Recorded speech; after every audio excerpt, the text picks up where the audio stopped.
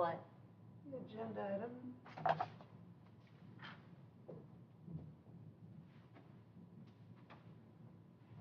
Oh, this is June 18th. Where's the minutes? Sorry.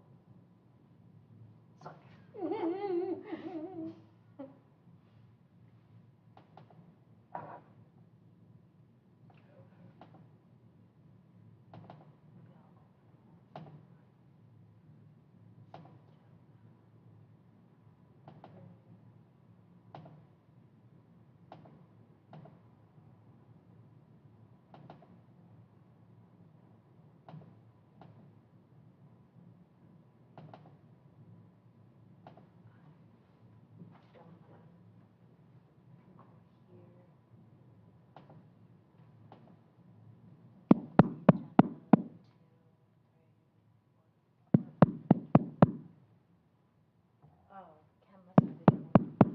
I was like, what's happening? Who's that knocking on the mic? Vice Mayor, forgive me, I got distracted with an email in there. Oh, okay. We got work to do. Sorry.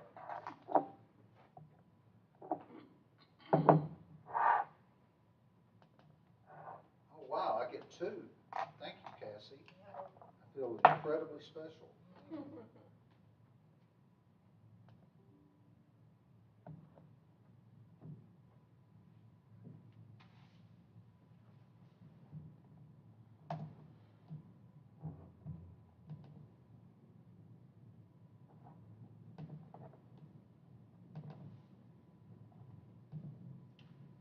Can I get a technology class from you? Sure. I have so many technology issues I try to manage on my own and I just get worse instead of better. I think every issue is its own, you know what I mean? So you still might be getting better overall, but you might not have encountered that exact situation as of yet.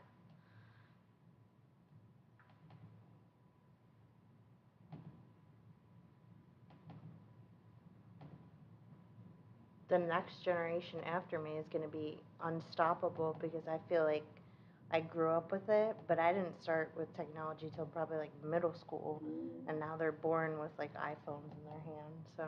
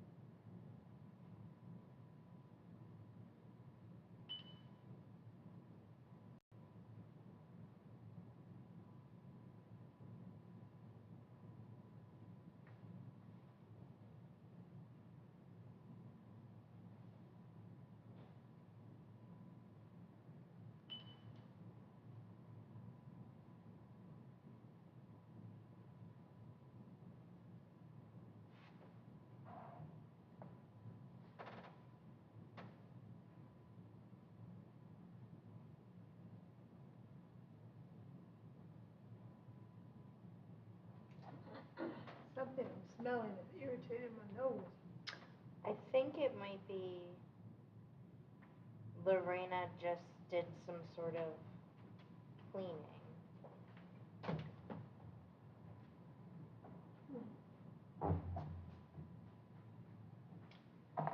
so sensitive to it.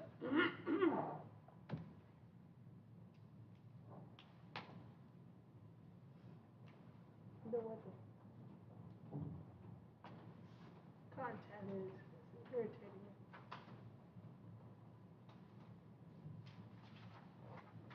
Like, Did you put it in?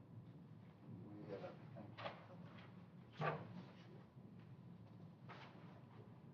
I'll take one. I never have it on online, but it's always nice to have it at hand. To write a new one. Save even walking all the way back over there.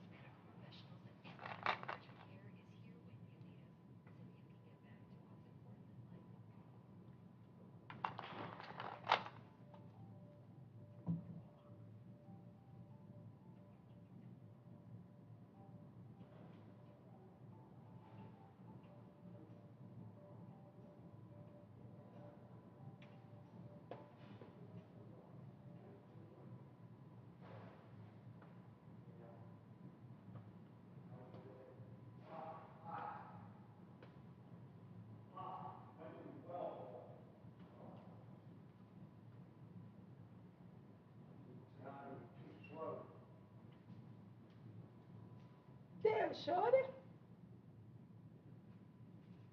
How you Hello. do? Hi, everybody. How are you? Hot. Mm. Do without this heat. Moved to Alaska. Yeah, yeah, you wait till midwinter comes, you'll be right back.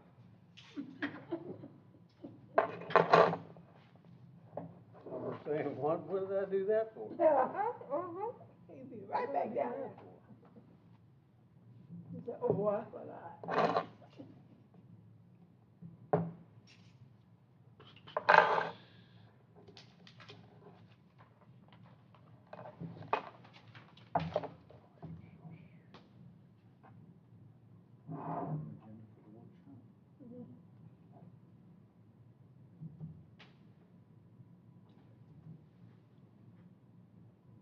No worries.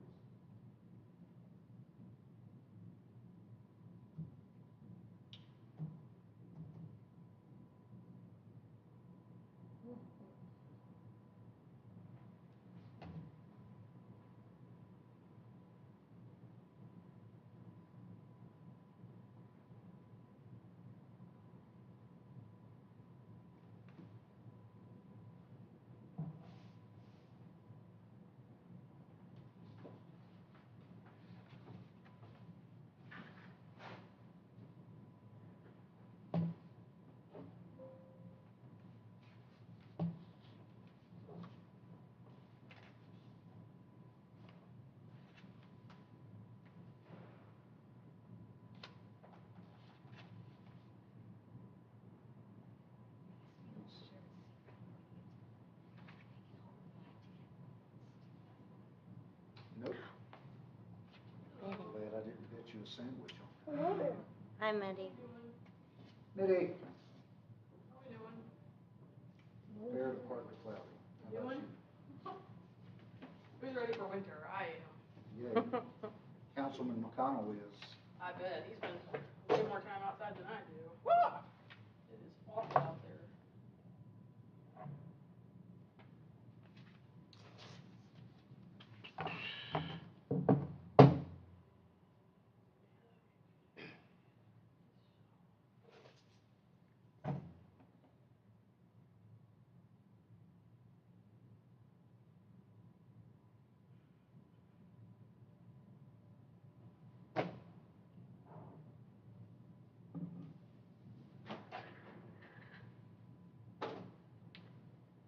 I'm not super sure what's on the budget workshop agenda, but do you want me to just read deep?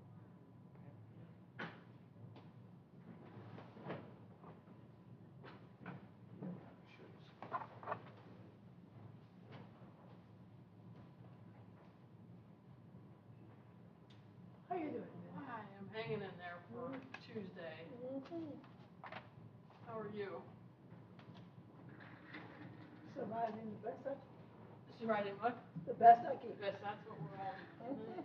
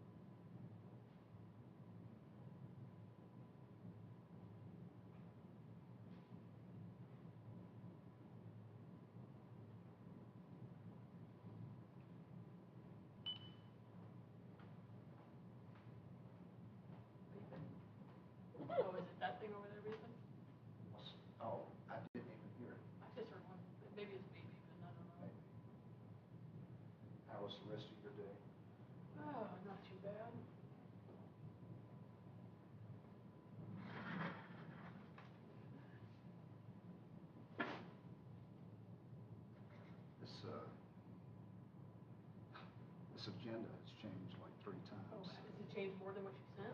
No? Took Gina off. We put Gina Okay. on, And then took Gina off. now took her off. And I saw that. Okay, so Gina's not coming. that's what I've heard. I haven't seen her anywhere else lately. I saw her at something, and when I saw her, it didn't register to me Yeah. for who it was. And then a few minutes later, She came to Royal Palm Beach, but that's been a while ago now. it was would she have been at the installation gala? She might have been. Yeah, she might have been at that. I know that's almost 2 months ago, but I don't know where the time is going. I was gonna ask you, speaking of time, is there a DRC on my calendar? for Thursday, Yeah, I think I that's don't your think so. standing day, but there's nothing. nothing. Yeah, I have it on Thursday, yeah. Okay, nothing doing there? Not that is at the forefront of my mind. I might be. I went back through the emails and I didn't see anything slated. I saw, that Sherry had sent a bunch of stuff out, but not new DRC stuff. It was all just comment type stuff. It has become very difficult to keep up with these different, and what complicates it even more is Josh. Because they send. They do a data dump a lot of the times. They And send that's us very crap. hard, yeah. Oh, we sent that back in February. Oh, well, it's not in. I've even told him that before, because he does that not just here, that's how they do it. And it's very difficult. I finally told Matt the other day, I said, we just can't function like that because Yeah. we would constantly be going back to old submittals, and I said, we have a hard enough time. So, maybe.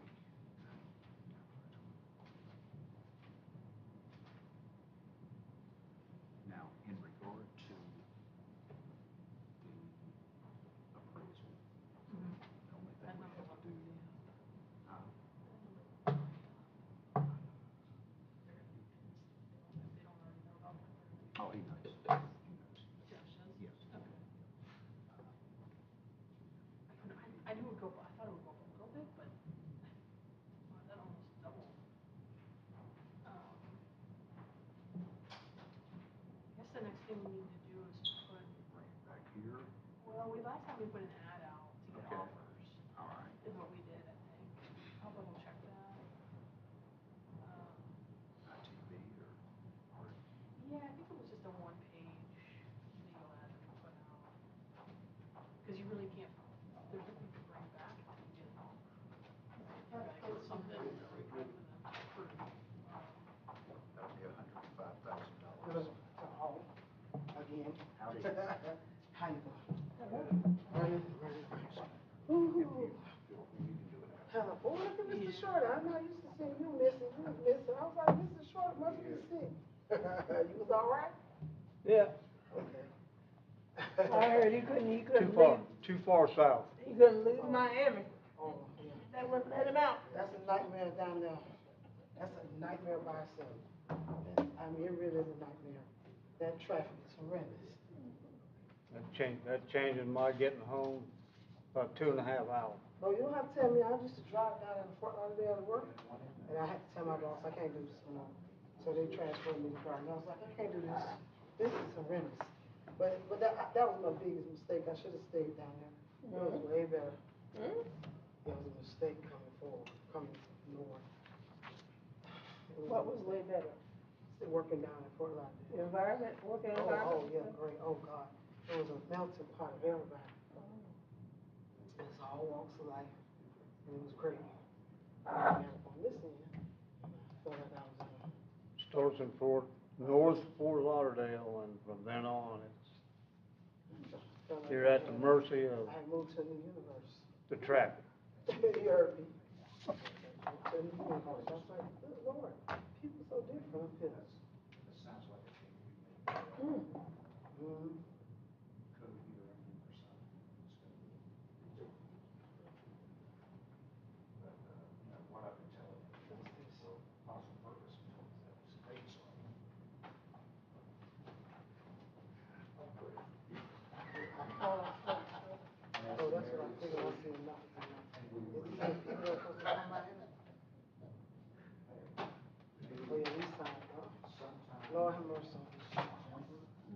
know they're crazy. And I'll be saying, who had these people? I just wonder, push them out. Who had you? Because you're so evil. Like, just evil, pure evil. So they want us to read it, right? I ain't gonna waste my time, I can tell you that. My either.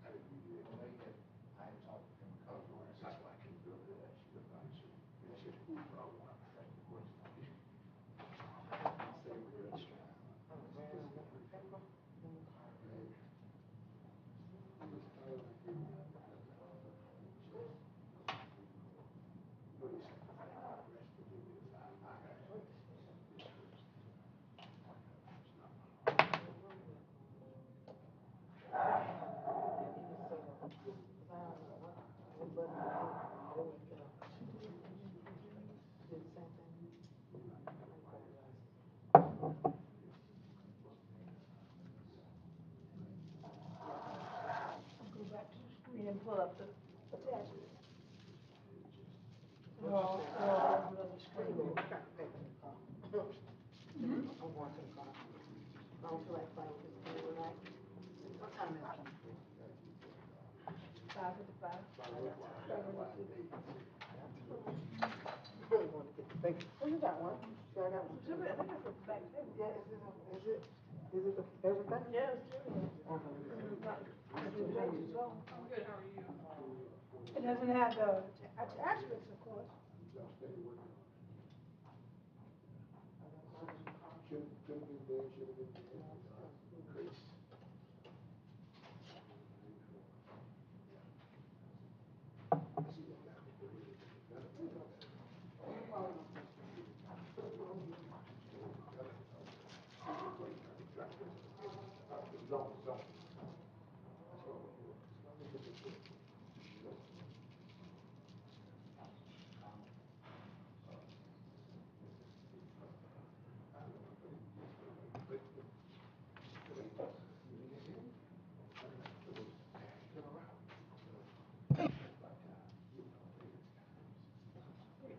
Good, how are you?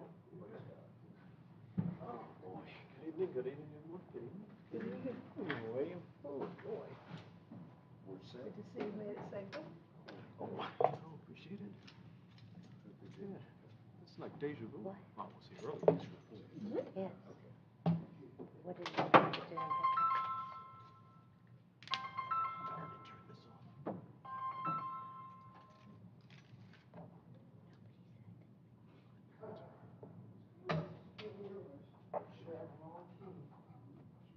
Oh.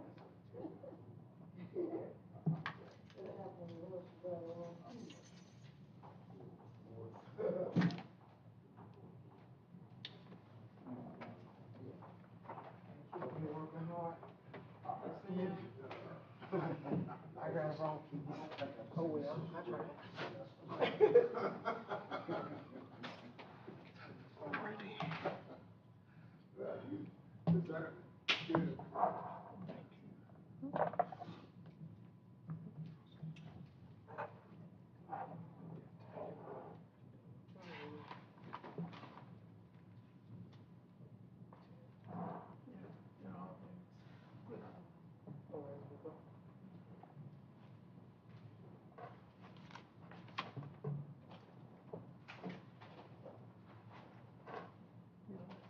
Make a better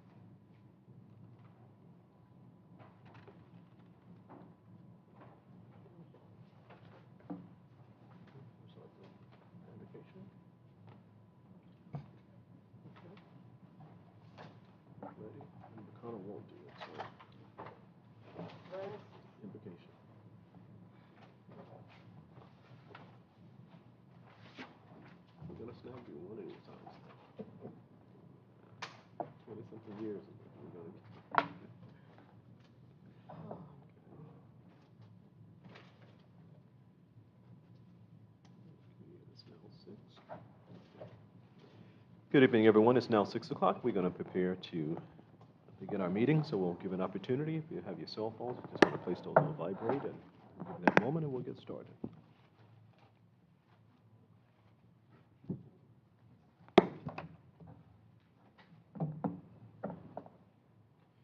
Thank you so much. So at this time, we're going to call the Town of Mangonia Park Town Council meeting of July 16th, 2024 into session. Roll call, please. Councilwoman Davis Quinn, Here. Councilman McConnell, Here. Vice Mayor Johnson, Here. and Mayor Alberry. Here. Thank you so much, and we do have a quorum. At this time, we're going to stand for our invocation.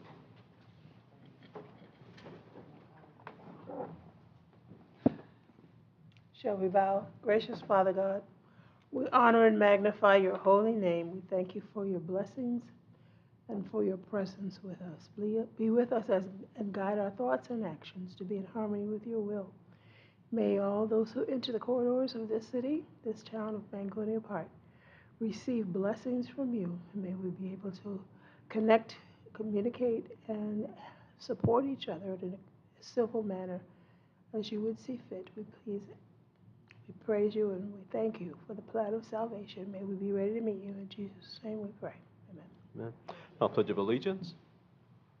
Pledge allegiance to the flag of the United States of America and to the republic for which it stands, one nation, under God, indivisible, with liberty and justice for all. Thank you so much. You may be seated. And we have our agenda, and for those who are with us in public, there's agendas on the back table, and for those who may be with us online, thank you for joining us. We do have agendas generally posted on our website, but feel free to pull that down. So at this time, we're going to attend to our agenda. Do we have any additions, deletions, or substitutions to the agenda? Mr. Mayor, we do not, but just for clarification, we've had like 3 different versions of the agenda since we published it on Thursday of last week. So I'll just take a quick minute and make sure everyone's looking at the same agenda. So we go all the way down to number 6. Under ordinances and resolutions, we have A, B, C, and D. And item 7, miscellaneous business, we have A, B, and C. And if everyone has that, we can continue, or if not, then I'll make sure you get the right agenda. Thank you, sir. Oh, certainly. Thanks so much, and so noted. For everyone, we have that agenda. You should have that on your computer in front of you, that particular agenda. So with that, is there a motion that we approve the agenda? So we approve the agenda as presented. Second. Has been properly moved and seconded. All in favor, aye. Aye. Opposed, same sign. It is carried. And of course, if you follow along with us, any item that we would have annotated with an asterisk would be for consideration for our consent agenda. We do not have anything annotated at this time, but if there are any items for our consent agenda, let it be known at this time. Items for the consent agenda. No, sir. Seeing that there are none, we'll continue on in our agenda. Our next item is item 5, Palm Beach County League of Cities Committee. Thank you, Mr. Mayor, Mayor and Council. The next league meeting, as I reported at your prior council meeting, is actually next week already. July is kind of coming and going here. But it's next Wednesday, July 24th at 12 p.m. That's at the DeQuesta Country Club. The speaker is Janet Zimmerman of FIND, which is the Florida Inland Navigation District. And her presentation will be on FIND and its relationship to you. So again, RSVPs are required as usual. So if you intend to go, let Manager Metcalf know. Thank you, Mr. Mayor. Thank you so much. Any questions or comments for committee? Hearing none, we'll go to our next item, which is item 6A. And this is ordinance 2024-02. Of course, this is second reading. Amended Chapter 14 at License and Business Regulations. Committee? Thank you, Mr. Mayor. I need to read this one by title. As you said, this is ordinance number 2024-02. It's an ordinance of the Town Council of the Town of Mangonia Park, Florida, amending Chapter 14 Licenses and Business Regulations of the Code of Ordinances of the Town of Mangonia Park at Section 14-32, Business Tax Levied, to provide for a 5% increase to the business tax rates for all the town's existing business tax classifications in accordance with state law, providing that each and every other section and subsection of Chapter 14 Licenses and Business Regulations shall remain in full force and effect as previously enacted, providing a conflicts clause, a severability clause, and authority to codify, providing an effective date, and for other purposes. This is second reading. I'll answer any questions. This is the ordinance that you're allowed by state law to do every other year. to adjust upward your business tax fees by 5%. So with that, I'll answer any questions you have. Thank you so much. And just for the record, on the agenda, it has ordinance 20224-03. The ordinance itself is at 03. I'm sorry, Mr. Mayor, I thought you read 02 is the 02. first one. Mhm. Okay, so let me just go and back, because I may have things out of order here. Yes, okay. My apologies, I had the wrong document open. You were too excited about the next one. Okay, there you go, absolutely. Okay, there we go. So the 02. So any questions or comments as it relates to the proposed ordinance? I know, as the attorney stated, we had some conversation. This is our second reading. Is there any questions or comments as it relates to the proposed ordinance?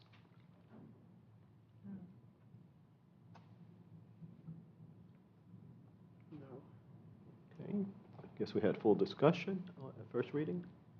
Okay, hearing that there are no questions or comments. Okay, we'll see if there's any public comment as it relates to this proposed ordinance, 2024-02.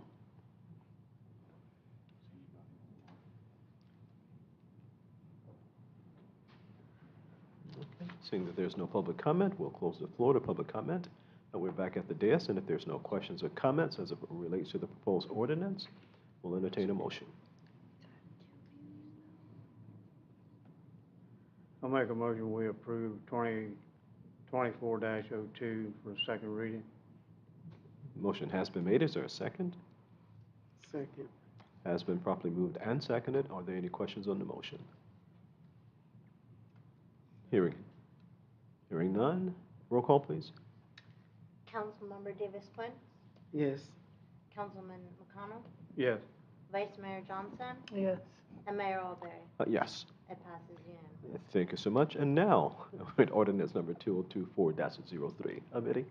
Thank you, Mr. Mayor. As you said, this is ordinance 2024-03. It's an ordinance of the Town Council of the Town of Mangonia Park, Florida, amending Chapter 14 Licenses and Business Regulations of the Code of Ordinances of the Town of Mangonia Park at Section 14-32 Business Tax Levied to reduce the business tax rate for palmist or fortune teller, as provided by state law, providing that each and every other section and subsection of Chapter 14 Licenses and Business Regulations shall remain in full force and effect as previously enacted, providing a conflicts clause, a severability clause, an authority to codify, providing an effective date, and for other purposes. This is first reading. As we've discussed in prior meetings in recent months, the state law prescribes a very specific process that you have to go through to introduce new business tax categories and set fees for those. But the law does allow you to reduce certain fees without any such what they call equity rate study. You can just reduce the fees if you need to. So in the whereas clauses that I've provided in this ordinance, there are two court cases that found fees for this type of service that are much higher than fees for other similar services to be invalid and unlawful. So what this ordinance is doing, without divulging too much publicly, the town was involved in litigation that I just received the final signed order yesterday on. So this ordinance is not in response to that litigation, but it's consistent with the case law that says that our BTR fee for this classification needs to be adjusted downward. So the strike through on page 2 of the ordinance, I didn't provide, as you saw in your previous ordinance, you have a lot, I think there's 70 total business tax classifications. I didn't provide all of them. I only provided in ordinance 2024-03, the one that I'm proposing to amend, which is specifically for palmists or fortune tellers, to make that number consistent with personal services and business services, which are similar to that type of use. As we've discussed at previous meetings, your BTR rate classification study was done quite some time ago. The reason the fee was what it was back then, I don't know why it was set so high. I think back then there were some instances that actually turned out to be court cases that there were some distinctions amongst business classifications for adult entertainment establishments and also for this type of use. They were treated similarly back then. The case law has made clear that For this type of use, it needs to be consistent with other services that are similar. So this ordinance is reducing that fee down to a more similar number. So with that, I'll stop there and answer any questions that you have at this time. Thank you so much. Are there any questions as it relates to the proposal? Yes, I'd like to ask a Councilman question. Davis Are you explaining to us that the law states that we need to change this, or is it up to us? So I'm telling you that there are two court cases Right. that are very similar, where the two that are provided, one is Jacksonville, the city of Jacksonville, the other is North Miami, where their business tax fees for this type of use were much higher than their other similar uses. And those court opinions say that when it's that high, it's not permissible. Right. So consistent with the precedent that is established in case law, a similar reduction should be done here. Interesting. Okay. Okay, Vice Mayor? The significant reduction, I'm just questioning is the rate that is proposed, is that an absolute? The 155.15? Yes. Absolute, by absolute, I'm not sure I understand. You mean, is that the total? Is that the range, is that the absolute range, or is there any possibilities for it to still be a little higher than that? Yeah. So that number is consistent. If you look, I'll read these to you just so you don't have to flip back and forth, but the ordinance that you just adopted, which was the incremental increase that you're allowed to do under state law, so for business service and personal service, that 155.15 is consistent with those uses. So let me give you a little bit more. So in your code, in our zoning code, in the business tax section, we carve out specifically palmists and fortune tellers, but we do not define those services. So in none of your zoning districts are the words palmist or fortune teller. They're treated like business services, what your code defines as business services and professional services.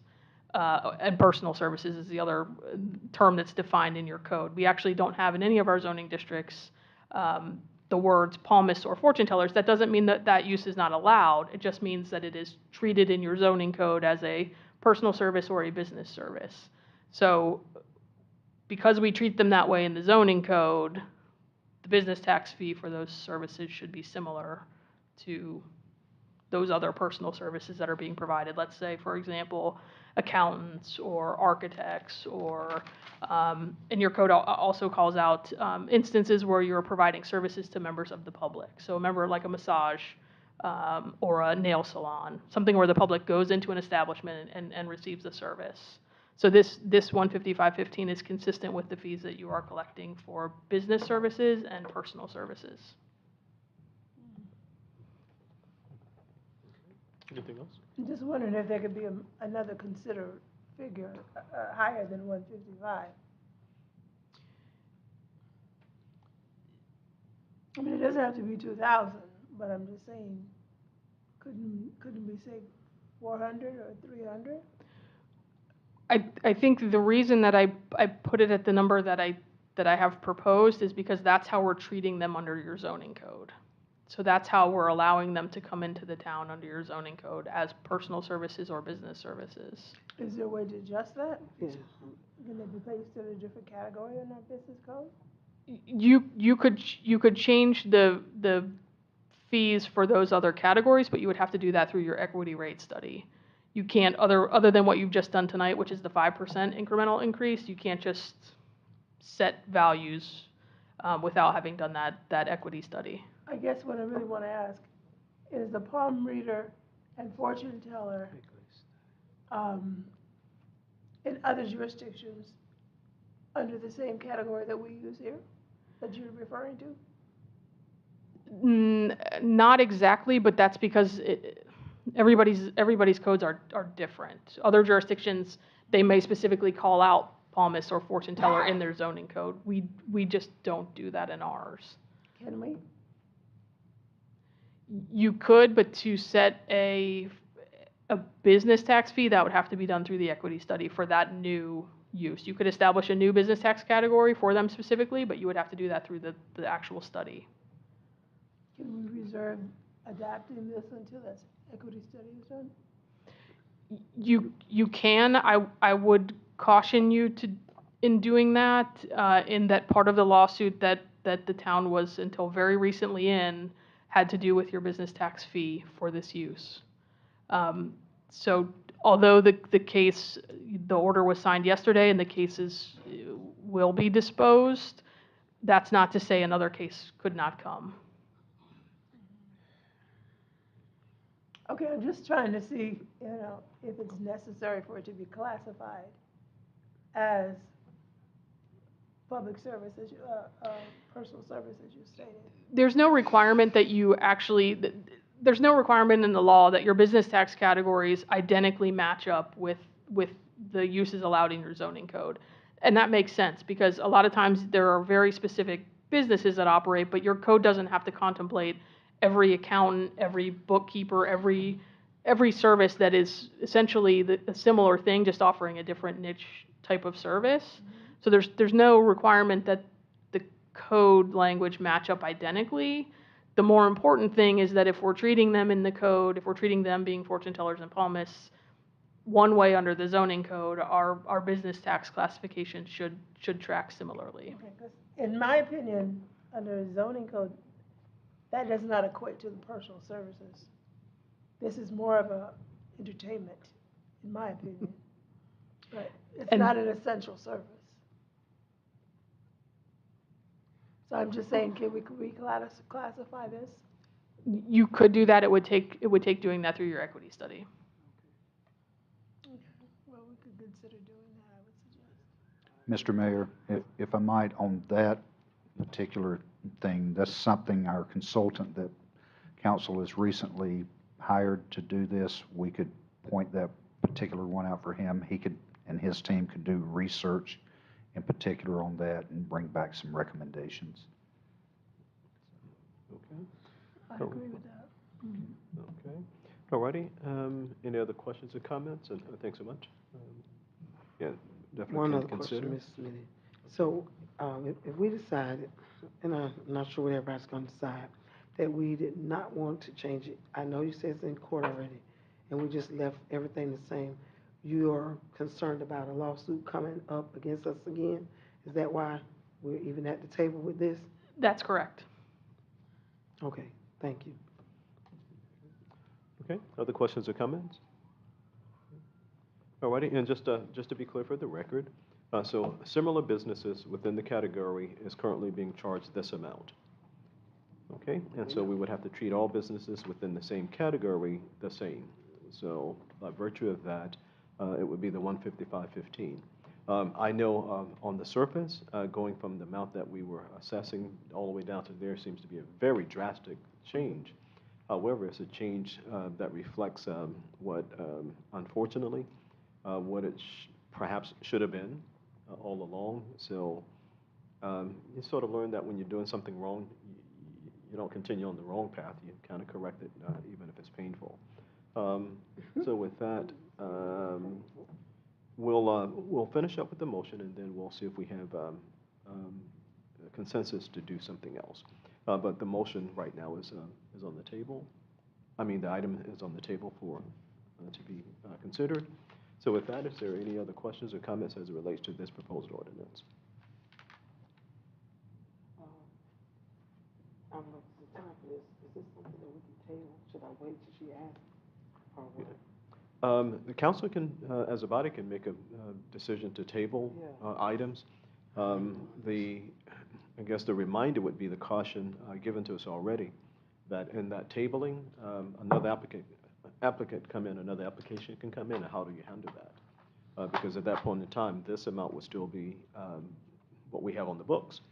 Right. And would that be the correct amount to do in light of everything we've learned?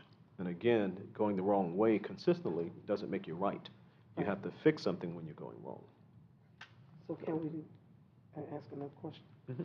So I was asking about tabling until they do an equity study?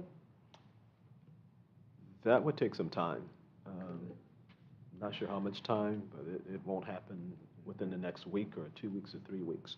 The town manager did mention that what we could do is have this part of our consultant study, since we did secure a consultant.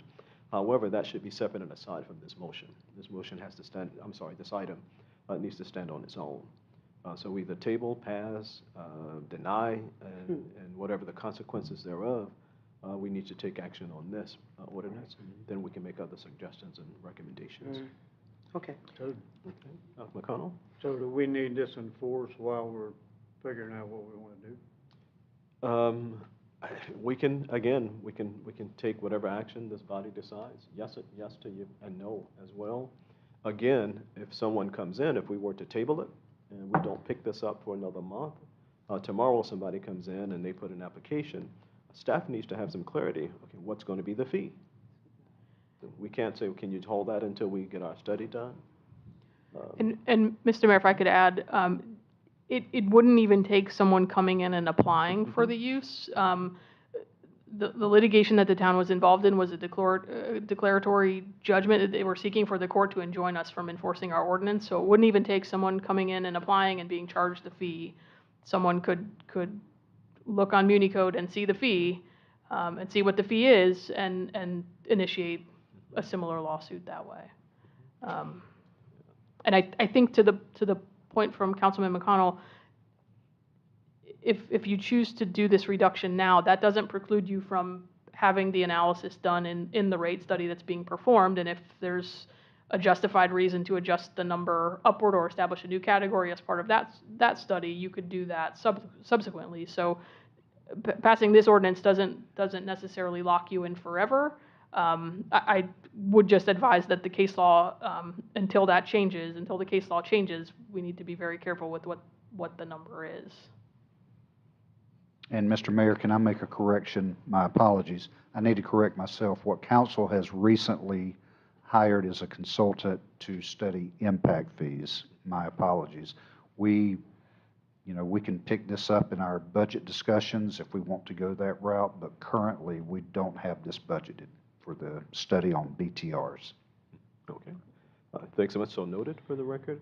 Now, one of the things that we could do, and it would be my recommendation, and we'll go to council in just a moment to make sure that if indeed we were to sort of couch a motion in such a way that we approve it, subject to a rate study being conducted to determine the appropriate fee, but at least it's approved, and I'll kind of see if that's... I'm not sure that would be permissible, because the subject to, the only thing you can do under the state law is reduce your current fees.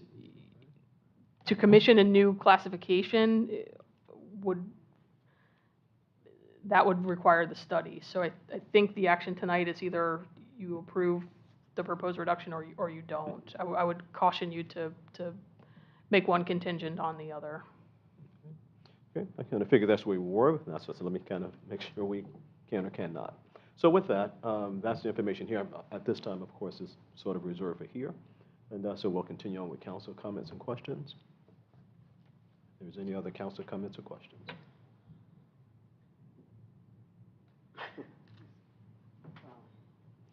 And as we're sort of pondering and considering what are the questions or comments, we have, and I think it's important to say, and I think we all realize this, that when we get direction in the legal sense from our attorney, that's kind of what you want to be. And I admit it wouldn't mind me saying this, because if an attorney gives you bad information, then guess what? You have some covering. But if we make an independent decision based upon what we feel, then we're sort of exposed. Okay, questions or comments here from the dais? So, tonight has the night that we made this decision, because just don't sit there with me, not even on emotion. The fact that it's been brought down from 2,155, like piggyback on Vice Mayor, that why did it come down so far? That's a major difference. Okay, right, because one... I'm sorry. What I was saying is, I'm kind of piggybacking off Vice Mayor. That reduction of that fee from 2,000 to 155, what's the change? 15, that's a major reduction. How do you come down so far? And I know it's because where she classified it at. But we need to study, let's restudy, reclassify it, because it's not, again, it's entertainment, like she said, more so than, service. Maybe people might look at it as a service, but to each his own opinion on that. Well, and I think that in terms of defining it, is that subject to this body here defining the service? Or is it the professional entity that governs it, that makes the determination? And if that's the case, and they're saying that this is a public service, then it would have to be that category. Who said?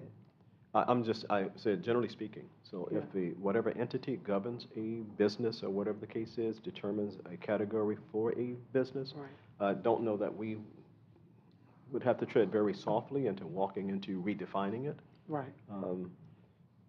And keep in mind too that as elected officials, sometimes you're going to make decisions that are distasteful, but as long as they're right, you make that decision.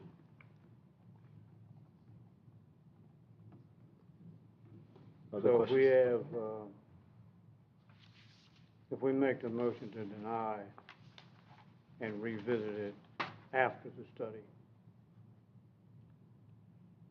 The council can do that. I'll be honest with you. I would not be of that position. I think we approve this. Just my one position that we approve it, so that we don't expose ourselves.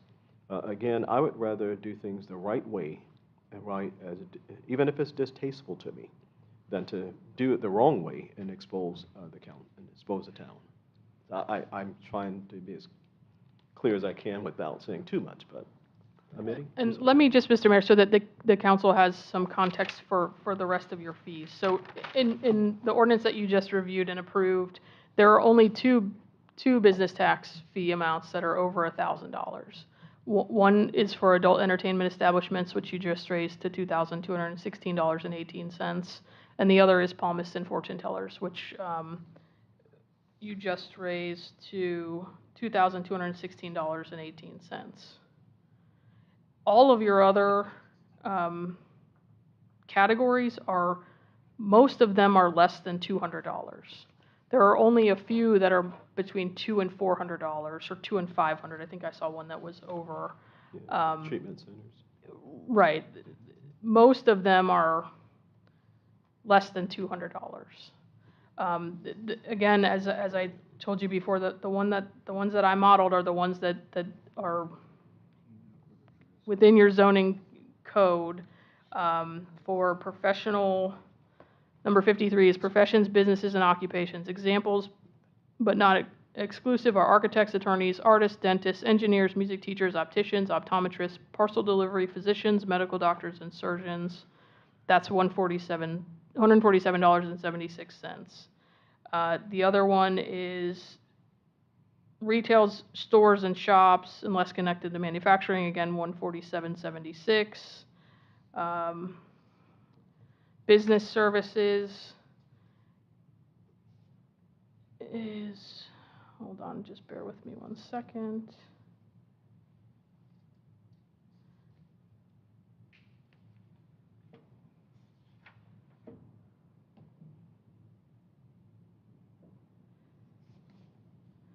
Also 147.76. So as you consider this, I just want you to understand that is one of the two fees that is over $1,000, and I would estimate, and this is just a rudimentary estimation, but it looks like 80% are less than $200 of your categories. Yes, ma'am. Who came up with these original fees? Your original BTR fees were set based on an equity study that was done in 2009. And you've incrementally increased them since 2009, as you're allowed to do by state law, by the no more than 5%.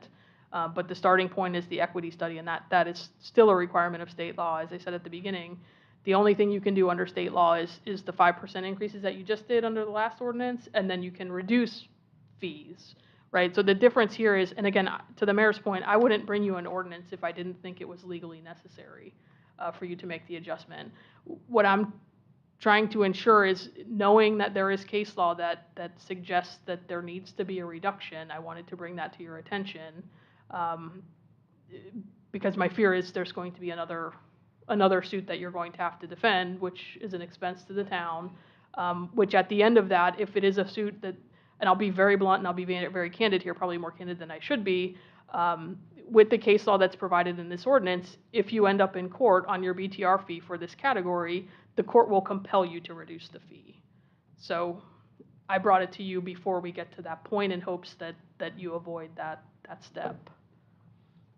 Thank you so much. And more importantly, keep in mind too, and if you were to go back to the previous document, we would have to go back and take another motion on 2024-02, which we just approved, and it set this fee in that document, if I'm not mistaken.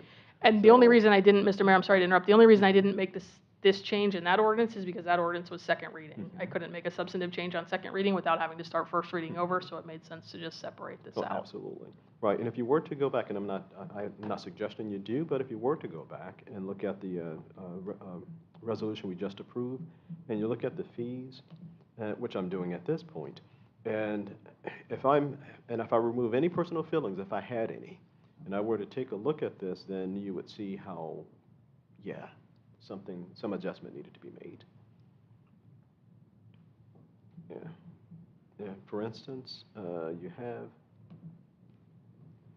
in 202 that we just approved, you'll take a look, and as the attorney was stating, there's very few that are over 200, and we have quite a bit of groups, categories, how we want to define it, where it's $100, $200, not $70, so forth.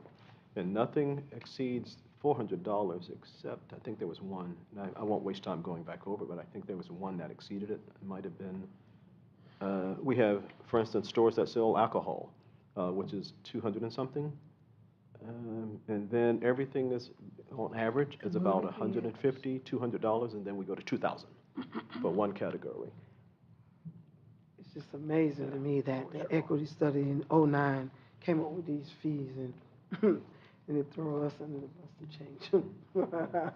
And then to keep in mind too, and I defer to our attorney on this, that as court cases come along, things that was done in the past are now corrected in the present, so that in the future it's equitable, and this is the present. I mean, we had a situation where the court said, hey, this is what you need to do, and I'll be honest with you.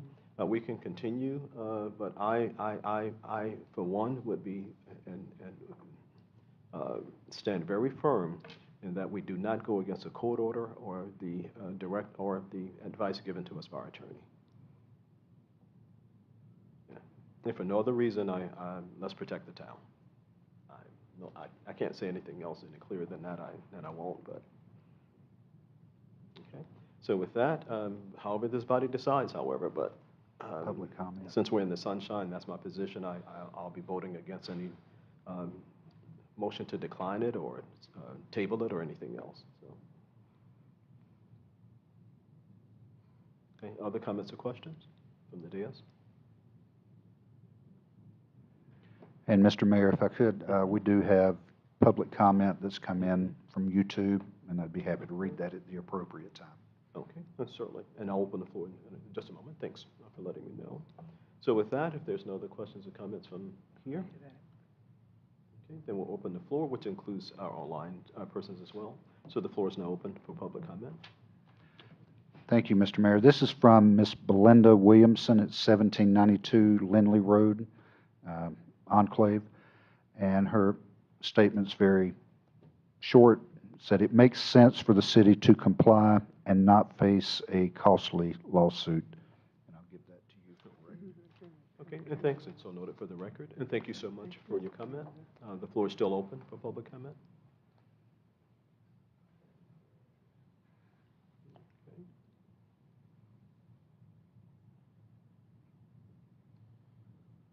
Okay, seeing that there's no other comment from the public or from our online participants, and thank you again for your comment. Seeing that there is no other comment from the public, we'll close the floor to public comment, and we're back at the dais to see if there's any additional comments or questions. Hearing none, motion, please. Mr. Mayor, I so move that we approve ordinance 2024-03 on first reading, as previously read and discussed. Motion has been made. Is there a second? Second. Has been properly moved and seconded. Are there any questions on the motion? Hearing none, roll call, please. Councilmember Davis Quinn, No. Councilmember McConnell, Yes. Vice Mayor Johnson, Yes.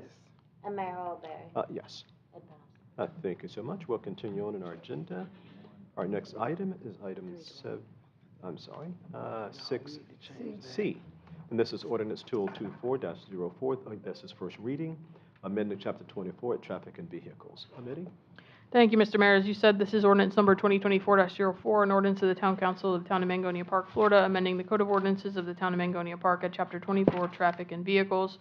Article 1, in general, Section 24-7, right-hand turn prohibited, to clarify that the prohibition applies only to trucks and similar vehicles with a carrying weight of 1,500 pounds or less, providing a conflicts clause, a severability clause, and authority to codify, providing an effective date, and for other purposes. Or anything? And I'm sorry, Mr. Mayor, I just noticed there's a typo in the title. The or less will be stricken on second reading. So any motion to approve tonight, the or less will be stricken from tonight's ordinance, and I will bring you back a clean version, obviously, on second reading. The language, and you'll recall this, I think you brought this up at the last meeting, Mr. Mayor. This is based on your direction at the last council meeting. The one revision is on page 1 to the underlined language that's proposed for new insertion into your code to change the current prohibition from all vehicles to now read that trucks and similar vehicles having a carrying weight of 1,500 pounds shall be prohibited. And with that, I'll answer any questions. Thank you so much. You've heard it read by title. So any questions or comments? I do have a question on this. This came to my mind as the garbage truck was passing my house. How would that affect? They would have to use a different route. They would have to, what is that? They would have to go up Giller and go north off of Giller. So yes, they would be affected. Yeah, so I was thinking about that.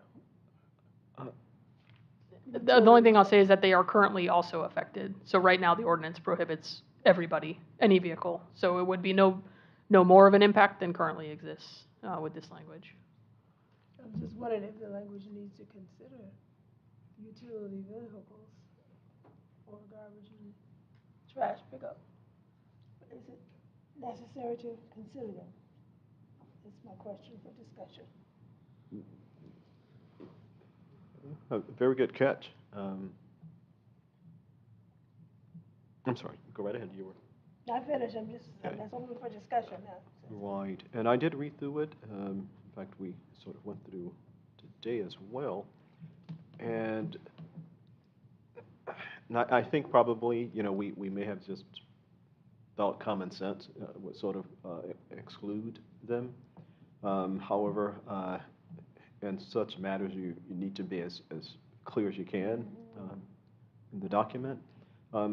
So I would recommend that we, what are we going to call them? Service vehicles? Because at that point, an ambulance can come through as well. So do we say service vehicles? Are those services providing a public service, or how do we word that? I.e., ambulance, garbage trucks, and so forth, or?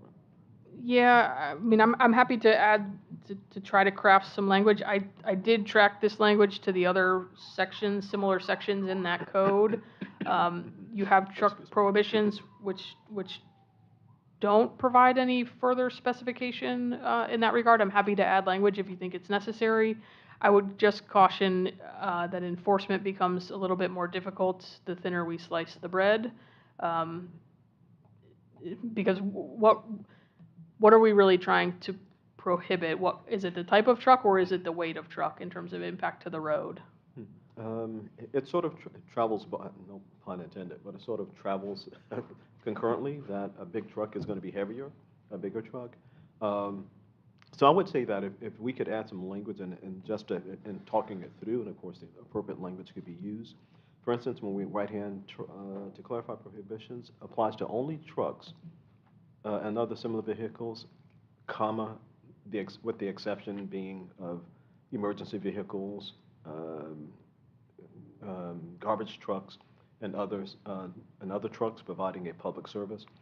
And maybe that public service needs to be defined as well, because there are trucks who come through. What do we do when a person in an interior road needs to have their roof replaced? And you got a truck coming in with 5,000 pounds of shingles. So, So what I could do, Mr. Mayor, in looking at the section that's a little bit before this one that we're changing in 24-5, that's the section that prohibits certain vehicles on specified roads, named roads in town. There's a catch-all provision in section subpart B that says nothing in this section shall restrict or prohibit the following vehicles on designated streets, and then it calls out 3 specific things: fire vehicles, police vehicles, ambulances, or hospital vehicles, or similar emergency vehicles. And then it also calls out number 2, delivery vehicles or service vehicles, which are delivering or servicing such persons who own or reside on real property located on or adjacent to the above designated streets. So perhaps I could capture that same language. Would that satisfy the concern? yes. Okay. Because I think what we're trying to eliminate was just a wanton driving through of trucks, and I'm just going to drive through and be quicker to get there. And so I think that was the real intent there. So yes.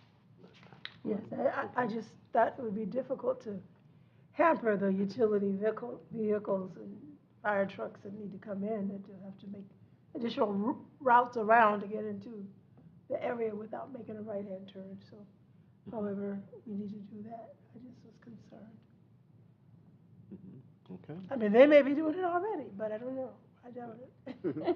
Yeah, no, and then too, there once or twice where semis have come through, and it's like, that's a sharp turn. Once you come through the interior street to get that's a sharp turn and puts everyone in danger, potentially. So I think our real intent was to eliminate that kind of traffic and not what we've just discussed here, make mention of there. So yes, I'm in agreement with that. It just wasn't, when that ordinance was passed, it was because of big trucks going through the neighborhood. Commercial. You know, you had children out there playing and everything else, and all these big trucks. And plus the roads wasn't put in for huge trucks. Right. Not for So that- continuous use like that, true. It was a health safety hazard. Yeah. Not even considering the stress it was putting on the roads. We're constantly repairing, holes in the road and so forth. So okay. So if we're, I mean, if you look at a tri-axle dump truck, it carries 18,000 pounds, plus the truck is what's going down that road. yeah, when you consider the torque of it and how it kind of digs into the road over a period of time. So yeah. And the roads in that neighborhood just wasn't put in for, big trucks, semis, stuff hauling, heavy loads. Yeah, definitely not routinely. So okay, but we're all in agreement with that piece being added as well. It's captured, but if you want to put it there as well, we're all in agreement with that. Yeah. Yes. Okay. Alrighty. Alrighty. So with that, I just would hate to see our sheriff ticketing a garbage truck. yeah. So you guys bring it to the weigh station yourselves, and no, we don't want to do that. So okay. No, we don't want to do that. Okay, so 3 ways of handling it, and I'll leave it up to Mitty if she wants to add it and bring back, or we can subject to that addition. Whatever is the council's pleasure, I'm happy to do it either way. You could actually, this is just going to be a cross-reference, so you could actually approve the ordinance as drafted. Tonight, substantively, it's not changing other than to put a carve-out, so I'd be comfortable with you approving this version tonight as drafted, and then bringing you back the minor modification on second reading that you can approve then. Absolutely. So we can do that. Alrighty, so with that, any other questions as it relates to the proposed ordinance? Okay, if not, we'll go to the floor to see if there's any public comment.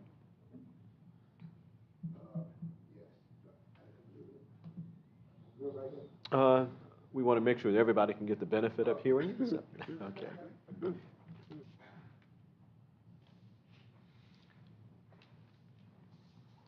Good evening, everybody. Good evening. Good evening. Mr. Mayor, staff, board, and all, the town manager, the lawyer, I forgot, Attorney Janie Barney. My name? Bernard? Midi. Midi, thank you.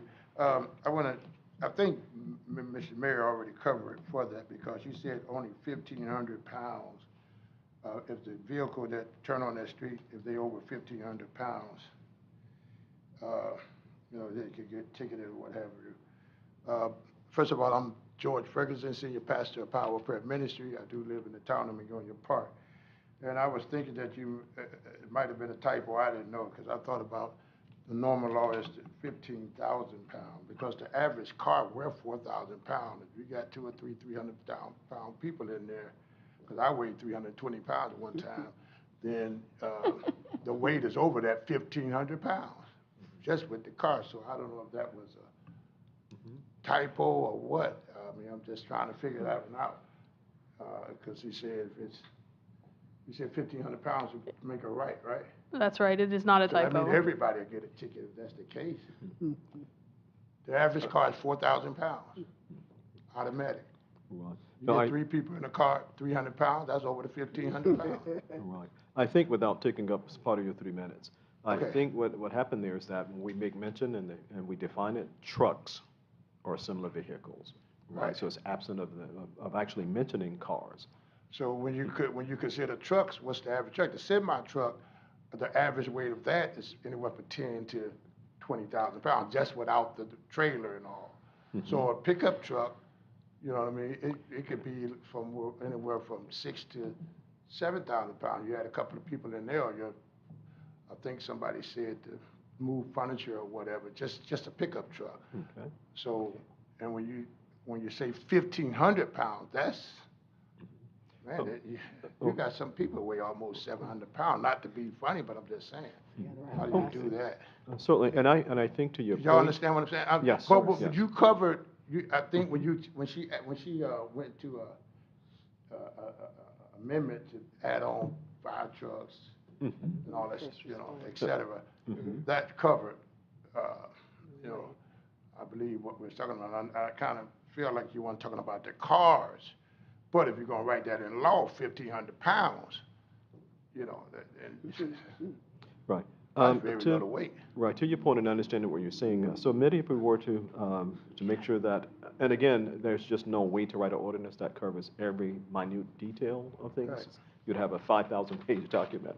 But what if we were to just say, for instance, as a suggestion or a comment, carrying what we have for the trucks, applicable to non-personal truck, what do we call it? If I own a Chevy Utility pickup. truck. Because people have utility trucks. Right, but if I had what would you call just my personal truck, a Chevy F-150? What's the category of non-personal truck? Well, maybe non-commercial. Yeah, non-commercial. A non-commercial. That's what it would say. All that's saying is that you shouldn't have a sign on your truck that says commercial. Right. That's all that's saying. Because if you have a sign on your truck, then it's commercial. Okay, so if we were to just put there, clarify that the prohibition is only applicable to commercial trucks and similar vehicles, First responders. and that, of course, now addresses by virtue of the fact that it does not mention, it excludes personal trucks, because we have people in every area See, because of I the lived in town. Royal Palm. Oh, I'm Right, sorry. no, we hear you. I lived in Royal Palm. I had my house and stuff like that. And what classified my pickup truck as a commercial truck was when I put the company sign No, it's for on it. business. And but my pickup truck, it was my personal, but when I put the company sign on it, it became commercial. And so they Correct. would find us out there. Right. And we have commercial trucks in our Right. yard. Yes, and so thereby, by clarifying it, we're just saying for non-commercial trucks, or the appropriate definition, or, Amity? You couldn't say non-commercial if you just put a sign on it, become a commercial truck. Because Correct. people get technical, even. Right, yes, Office. yes, absolutely. So what we're Yeah, doing no. is we're trying to say it's okay, because people own personal trucks. Are you saying it's okay to let them in? That's what you. Now, personal trucks, yes, but if we were to say applicable to commercial trucks and similar vehicles. I'll add that additional word, Okay, and would that clarifies it. And that I think clarifies that it? would exclude the personal use concern. Correct, right. So for your neighbor who has a F-150 or 250, exclude it. It's not a commercial truck, right? But if they, like you say, put a sign on it and announce for business, then of course at that point in time, how do you address it? And we'll address it. How do you address it? How you gonna put it in law, you know, so that's the whole key. Well, in that case, they have to observe the right turn restriction. Right, and then to, Right. just to clarify for you, Pastor, it says with a carrying weight, not the weight of the truck. So if it has the ability to carry 1,500 pounds or more of cargo, so Okay. that's the definition. Okay, I didn't hear that part, Clarification. with the carrying weight, so that's what's in the, if that's in the law, with the extra carrying rate of 1,500 pounds or more. Mhm. Okay. That'd be good to put in there, yeah. Oh, certainly, Perfect. definitely. But appreciate the Yeah. catch and the comment, so, okay. And I adding definitely appreciate that. commercial to trucks would be identifying. Okay, all righty. So, an agreement there among council? We have a Yeah, consensus to to add add that? commercial, And 'cause- that clarifies it, Amelia? Okay, yep, I'll add that, thank you. Alrighty. Have to add commercial, so that way if somebody's getting furniture brought to the house, it Okay. won't cause no problem. So for the, I'm sorry? I said, yeah, adding that commercial will make a difference, because if someone's getting furniture dropped up to their house, they won't get fined if they turn their right turn. So that'll work. Okay. All righty, so for the purpose of considering a motion, the change, if you would be there in the ordinance, where we're going to be adding commercial, applicable to commercial trucks. And then also the addition, I made mention of by the attorney earlier, would be the amending of the document. So with that being considered, are there any other questions or comments? What would, if somebody came in there, like you mentioned, work on a roof or work on the house, you know, with a bigger truck, was he gonna have to come to the town and get permission to go in the neighborhood? I think that would be part of the exclusion that we're gonna build in. So one part is specific to delivery vehicles or service vehicles, which are delivering or servicing persons who own or reside on real property located on those streets. So I think the language I'm gonna build in there would address that concern and make those folks not subject to the prohibition. Yeah. Okay. And with that addition, and the additioning of the two things or less be stricken, and commercial being added, as well as the insertion of the information just stated by the attorney, we could approve it on, subject to that, because again, this is first reading, and at second reading, we go through it, and then of course the committee would identify those points when we come back for the second reading, the additions, we'll just rehearse that, what has taken place, and then we do the final approval there. So that's how we can handle it, if that's your pleasure. Okay, and if that is how you want to handle it, and there's no other comments or question, then we'll entertain a motion. Mr. Mayor, I move that we approve ordinance 2024-04 with the added, what's the word? The commercial. The added Commercial truck. statement from the attorney that will amend the stated concerns. Okay. And I'm sorry, Mr. Mayor, does your motion include all the revisions that the attorney was directed to make? Yes, all the Okay. revisions, that's what I wanted to say, all the revisions that the attorney was directed to make. Yes. Thank you. Okay. It has been moved. Is there a second? Aye. Has been properly moved and seconded that we approve. Are there any questions on the motion? Hearing none. Roll call, please. Councilmember Davis Quinn, Yes. Councilman McConnell, Yes. Vice Mayor Johnson. Yes. And Mayor Olberg. Yes. It passes unanimously. Thank you so much, and we'll take it up again on second reading. So with that, we're now at 6D, Resolution Number 2024, updating the town's public participation rules and procedures to include general meeting decorum. Committee? Thank you, Mr. Mayor. This one doesn't need to be read by title, but as you said, it's Resolution 2024-04.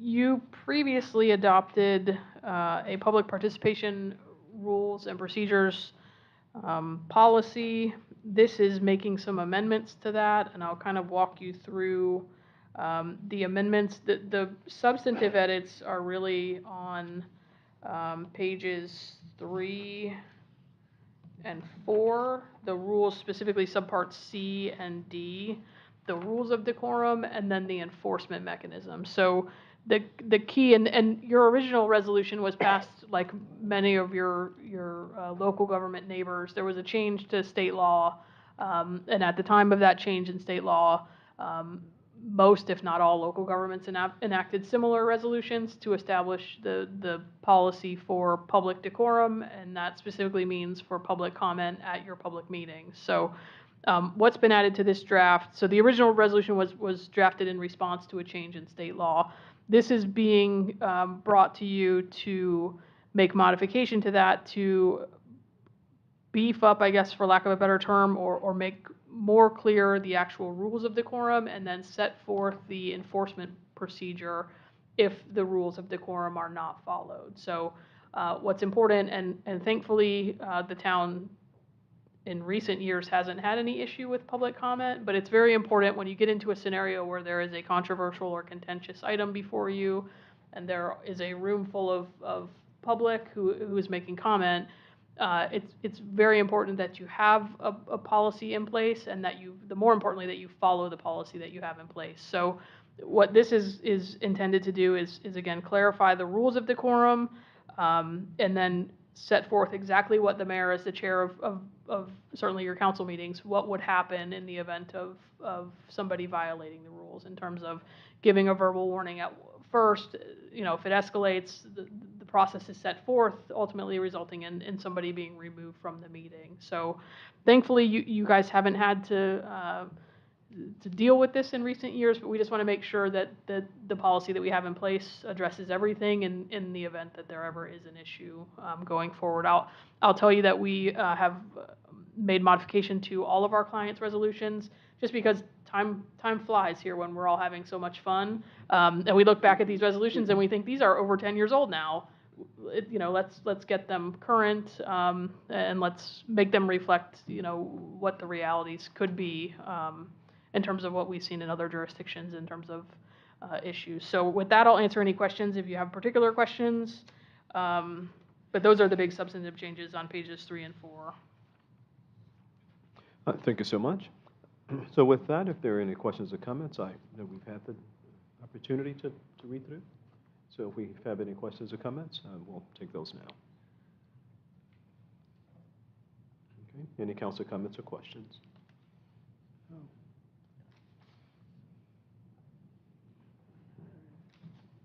Okay.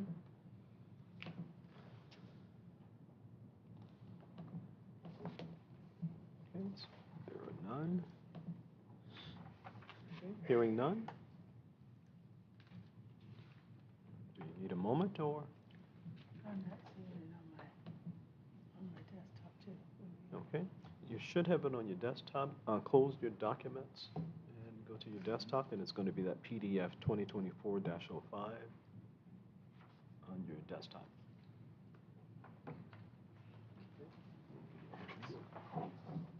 It should have gone out with your packets as well. That's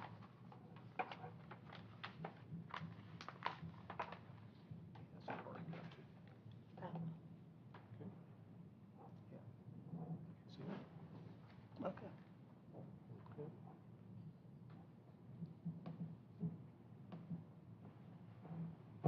Now, if you haven't had an opportunity to review, again, it went out with the packets, but if you haven't had an opportunity to review, you have the ability to table it until the next meeting, or we can approve it here. And as the attorney stated, there was just some minor changes to the document that, I think we did this back, 10 years ago? Something like that? I think it was a little more, yeah. A little more than 10 years ago. And really the things, if I could, Mr. Mayor, on page 3, like, you had generic language about, your current policy talks about personal, impertinent, or slanderous remarks, or someone who becomes boisterous and interferes with the continuation of the meeting. We've separated that language out to track with the case law, which deals with, and First Amendment protections, which deal with the buzzwords like fighting words.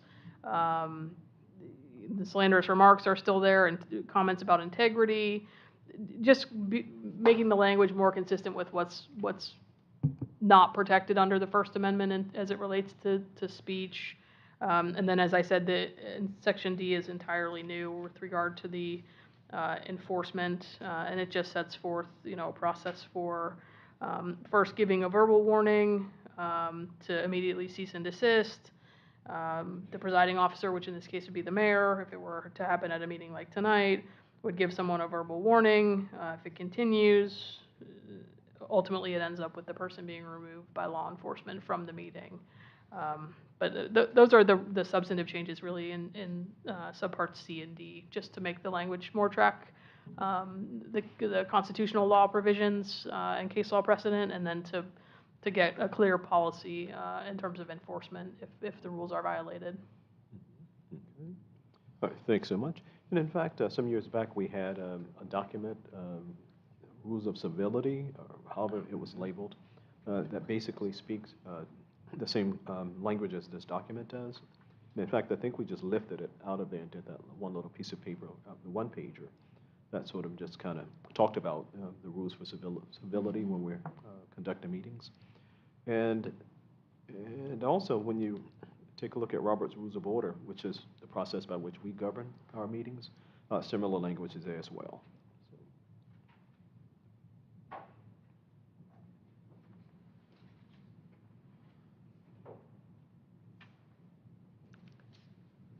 Okay, questions or comments? Go right ahead, Vice Okay, Mayor. just wanted to make sure this does not give you any compounding of events from meeting to meeting. This is singular to each meeting.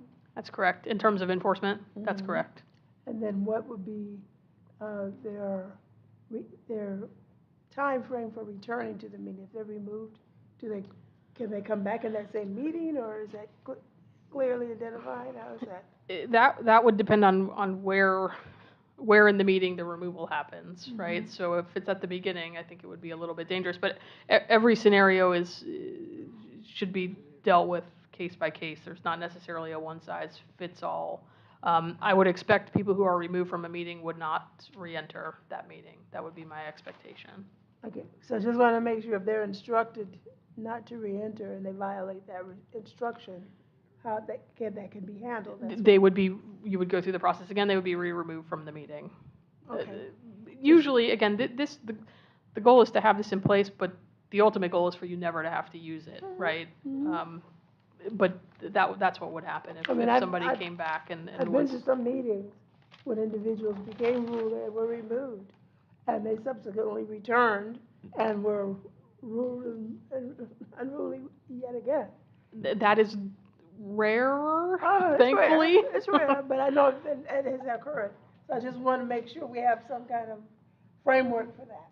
Yeah, you have to be careful because this building and these meetings are public, that, we can't remove someone in perpetuity. That's why typically the people, they usually don't want to, but they could come back, and if they become disruptive again, you go through the same process and re-remove. Right. And also take a look at number 3, the very last in section D, where it says any determination made by the presiding officer regarding the enforcement of the rules and procedures of this resolution may only be overruled by a majority of the council or the board. So if your mayor, whomever he or she is, makes a decision and you disagree with it, you have the ability at that point in time to overrule. But again, as Amitty stated, just whomever your mayor is, by way of our code, and I think we all know by just way of the process itself, has to make judgments about whether or not the meeting is being interrupted, and because we should be entitled to have an uninterrupted meeting. As the document states, dialogue, conversation, disagreements, and all of that are great. We look forward to that. How it's done makes the difference, right? And I would only probably state that if we had someone who became so unruly that direct threats are being made, then of course law enforcement will make a decision in the civil arena that no, you can't do that. That is not covered by First Amendment rights, and so we're going to take you down to the county. But then that's in their jurisdiction at that point. So, okay. All righty. Any other questions or comments? Okay. I'm just kind of concerned with what you said. They would take them down to the county. Procedurally, they would have to be a charge against them. Well, again, if someone, and I'm exaggerating because again, we hope it never happens, that if someone is so unruly, now they're hurling direct threats, bodily harm, that kind of thing, of course, then at that point in time, law enforcement would make a decision that that goes beyond First Amendment rights, and that's not covered, and that's a direct threat to this individual. And I'll exaggerate even more. If a person is sitting out there and they, said, well, I disagree with you, mayor, vice mayor, council person, whatever the case is, I don't want to say certain things because we just don't want to say it, right? And they pick up a chair and throw it this way, Do we say, okay, well, and then your mayor or your presiding officer says, please remove this individual, and then 4 other people come back and say, no, bring the person back in. Do you want that person back in throwing a chair? Right, and at that point in time, our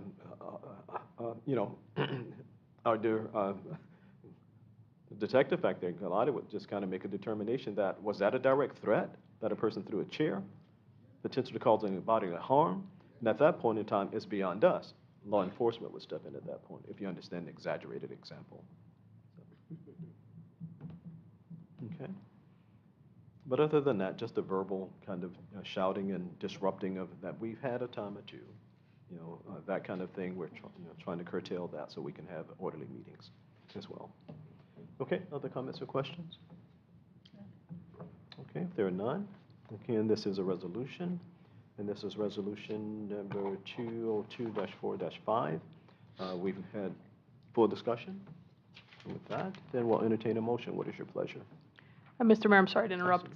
Could you solicit public comment? My apologies. Thank you, sir. This time we'll open the floor to public comment. Yes, come take your 3. Okay.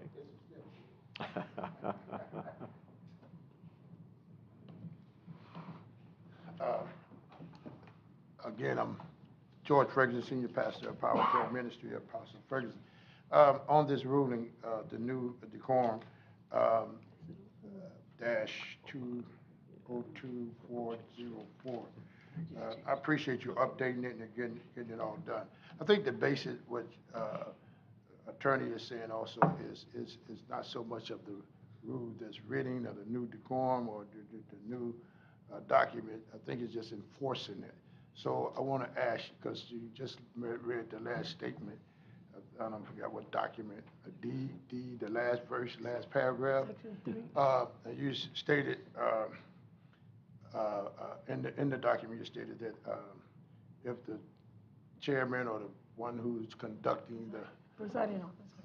mayor, the presiding person decide to make the rule to throw someone out or dismiss someone, however you want to, whatever language you want to put it. And then you stated that the board or board member can overrule that presider. So is there a required number for the board to remove, or is it just one person on the board to override the, let me rephrase it, is there a required number for the board members to be able to overrule the presider? Yes, a majority, which would be 3. You have to be the majority. 3 or more. Well, because the presiding officer, of course, would be on the other side. And so of the 4 remaining council persons, Right. at least 3 of them, the majority, would have to make a I decision. just want to make sure we're clear, because sometimes if it's just one person, then you have to, if that was the rule with just one person, then you have to watch who that person is, because they could be in tie with the other person. Hopefully they're not, but anyhow, it is. So, but thank you, Attorney, for putting that in, and that's a good thing, to really enforce that stuff. Because I've been in here when a couple of people had some things to say to even you all, especially you, Mayor, but that's another story. And you withstood your ground, you held your peace, you was cool, calm, and collective in it, so we appreciate you. Oh, certainly. Yeah. Oh, Thank definitely, you. definitely.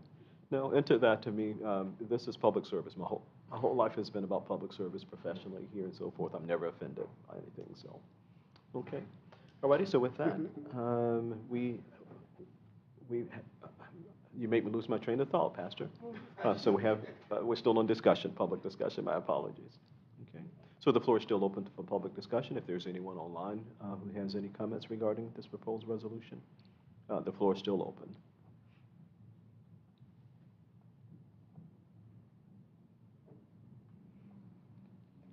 Okay, hearing none, we'll close the floor to public comment. And now we're back at the dais to see if there's any other comments or questions. Hearing none, We'll entertain, what is your pleasure as it relates to the proposed resolution? Is there a motion? I'll make a motion, we approve resolution number 2024-05. I second. Motion has been made and seconded that resolution number 2024-05 be approved. Are there any questions on the motion? No. Hearing none. Roll call, please. Councilmember Davis Quinn, Yes. Councilmember McConnell, Yes. Vice Mayor Johnson, Yes. and Mayor Woodbury. Yes. It passes unanimously. Thank you so much. So with that, our next items or our miscellaneous,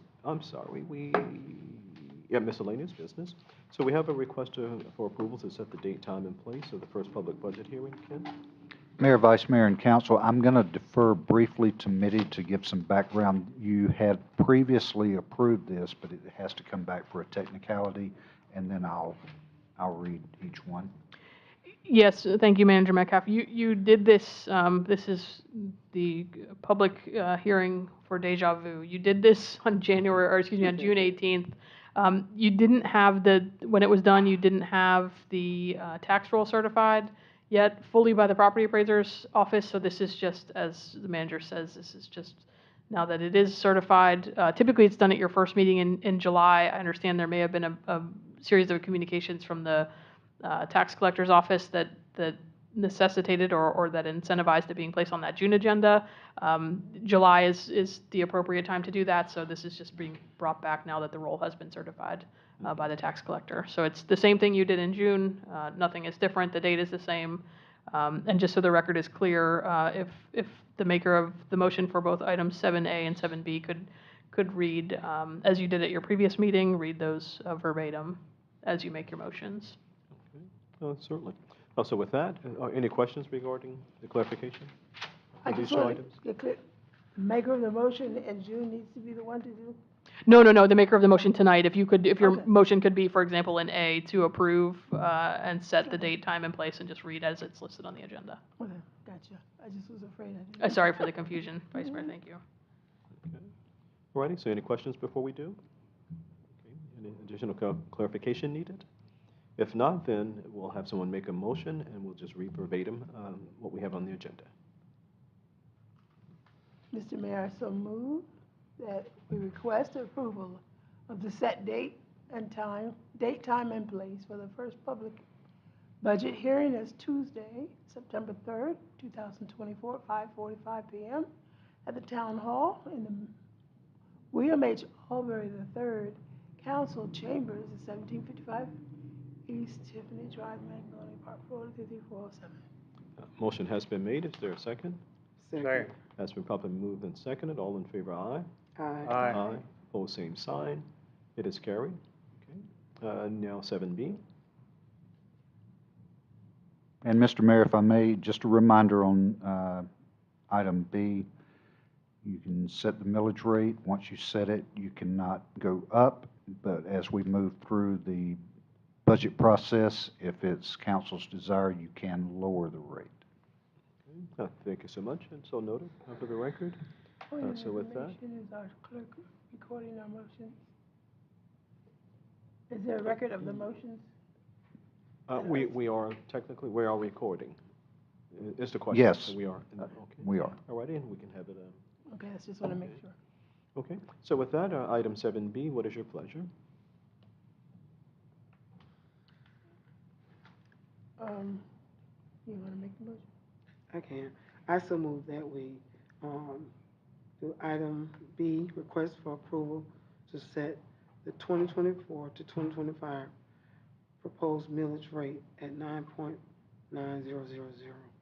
Okay. Motion has been made to approve to approve and set the 2020-25 proposed millage rate at 9.9000. Is there a second? Second. Has been properly moved and seconded. Any questions? Hearing none. The roll call. All in favor, aye. Aye. Aye. Opposed, same sign. It is carried. Next item is item 7C, discussion regarding the utility department's budget increase. Ken? Mayor, Vice Mayor, and Council, just to open up this conversation, and I think it's important that the public knows a few things. So we are currently in what we refer to lovingly as budget season, which means just about every Tuesday we're having budget workshops. And quite a bit of discussion so far has been pertaining to the utility fund. Of course, everyone knows you have two major funds. You have your utility fund and you have your general fund. Utility fund is, your water and sewer and the expenses there and the revenues there. And your general fund is everything else, pretty much police, fire, recreation, administration, code enforcement, all of those fun things. So I felt like in moving through this and in speaking with each of you one-on-one, we feel like it's important that the public knows that utility rates throughout, not just Florida, but the country are going up. And that's just a fact, and I don't think that Mangonia Park is going to be any different. At this point, we don't know exactly what our utility rates, and we're talking about for water and sewer primarily, what those rates are going to be. But I think it's important the public knows that the mayor and council, along with the staff, is going to do everything within our power to keep those as low as possible. Some of those rates are out of our control, but we'll do everything that we can to keep them as low as possible. We do not like unhappy residents and businesses, so we're going to do everything we can. And I'll answer any questions that you may have, or if there's other comments for the public, I'll turn it back over to the council. Thank you so much. And with that, is there any general questions for the town manager relative to the subject?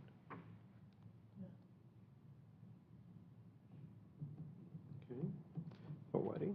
Hearing none. And thanks so much for the statement for the record. Okay, so with that, we've addressed all of our action items.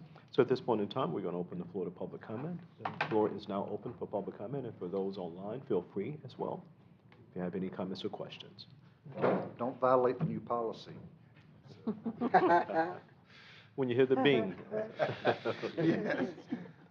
Okay. Again, I'm George Ferguson, Senior Pastor of the Power of Prayer Ministries, to the mayor, the council board, to Ken Metcalf, town manager and attorney. First of all, I want to thank y'all for your work you do, great work that you do. Keep up the great work. I'm definitely keeping you all in prayer. I'm at your service at any time. Whatever's in my power to do, I volunteer to help or whatever it may be. Also, want to thank Ken Metcalf, town manager, for opening up, and I'm asking the board if they ever would come out with us on a Friday every morning at 8. We walk for about, do a little exercise, walk for about an hour. We did start at 8:30, but many want to come on out at 8. But anyhow, come on out and walk with us. This Friday gone, we had many came out and we sat, and afterwards he brought refreshment. We was able to talk and collaborate. Got new ideas about things that we want to see the city to improve on, also to make things better for the senior citizens as well. Senior citizens are really putting in efforts of want to support in areas that they can too as well. So again, thank you, Ken Metcalf, for your hard work and commitment to this city and to our senior citizen program. We really appreciate you. I want to ask, I guess I can ask PBSO now. I don't know, is that proper to ask them while they're in the room? I don't know. Well, I'm going to let the town know. I don't know if you, this weekend we heard I know we got a new ordinance set, but I heard the music who was out there this Saturday. It was back from the park over there to where we live at in Hampton Court. So that means it reached all the way to 45th Street. I don't know if anybody get a complaint or not. Maybe you didn't. I don't know. So, but we heard that music again. It was loud. I went out there, and I didn't talk to nobody. I just went to see what it was. But they had the house tall speakers, about 4 or 5 of them stacked. They was gone. But anyhow, I don't think, because I believe I would have heard of somebody complaint tonight, but nobody didn't complain, I don't think. So I think kids want to say something. I was just going to say, Mr. Mayor, we didn't have a rental at the park this weekend, so if someone was out there, they braved their and own. came on out on their own and set up large speakers. I haven't received any complaints, but that's good enough for me, so. No complaint from you, Good. I guess people tired of complaining, that's good. No, actually, I think what it is generally, there's some latitude when it happens during the day. People kind of, they're Yeah. okay, but at a certain time, kind of, so that may have been what happened there. Correct. I think that's it. We do, know Sonia, she's worked for our staff, our city, and we just keeping her in prayer. She'll be back soon, but we thank God for her working with the city and all that. But I do want to thank God for the ones that took over with you all to work with the youth. I don't know everybody, that staff that you allowed to work with our youth summer program and all, doing a great job. We really appreciate that. I went over to see many kids over there. They was having a great time. So again, thank you for, pivoting and allowing that to go forth too as well. With that said, I think that's it. I know case is closed on this, which was item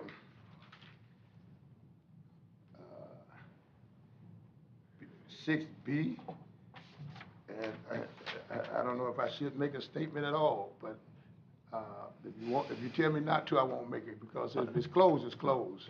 Well, public, vote has been taken, but public I don't want to comment is rehash your. nothing because I'm a lawman too, and I like to abide by the law. Okay. No, But public just a comment is your suggestion as we comment. going forward, because in there, I do want to ask attorney, you said business personal tax rate, and here the SART, and you said that was for everybody. And so here it said the Palmers and the fortune tellers was the only one that was asking for that decrease. So am I correct if I'm not correct? And then so if people that's under that particular law about the reduced business, or not reduced, but the business tax law, couldn't that bring other people in since they hear about them getting a reduced rate? Would that open up a Pandora box, or I don't know? So y'all can explain to me. I'm not good at it. I'll allow me to. And I know that I can, but I feel our that thing attorney was is here, real so- high. I get it, but I know y'all dropped it down all the way down from 2,000 to 155. You could have maybe stopped that at us. So, But anyhow, it's so, closed, but we just want to hear. So if y'all do visit it in the future. yeah, so what I was saying is that the Palmerston, as you say, the Palmerston fortune teller fee is the only fee that was reduced under this first reading Right. of the ordinance.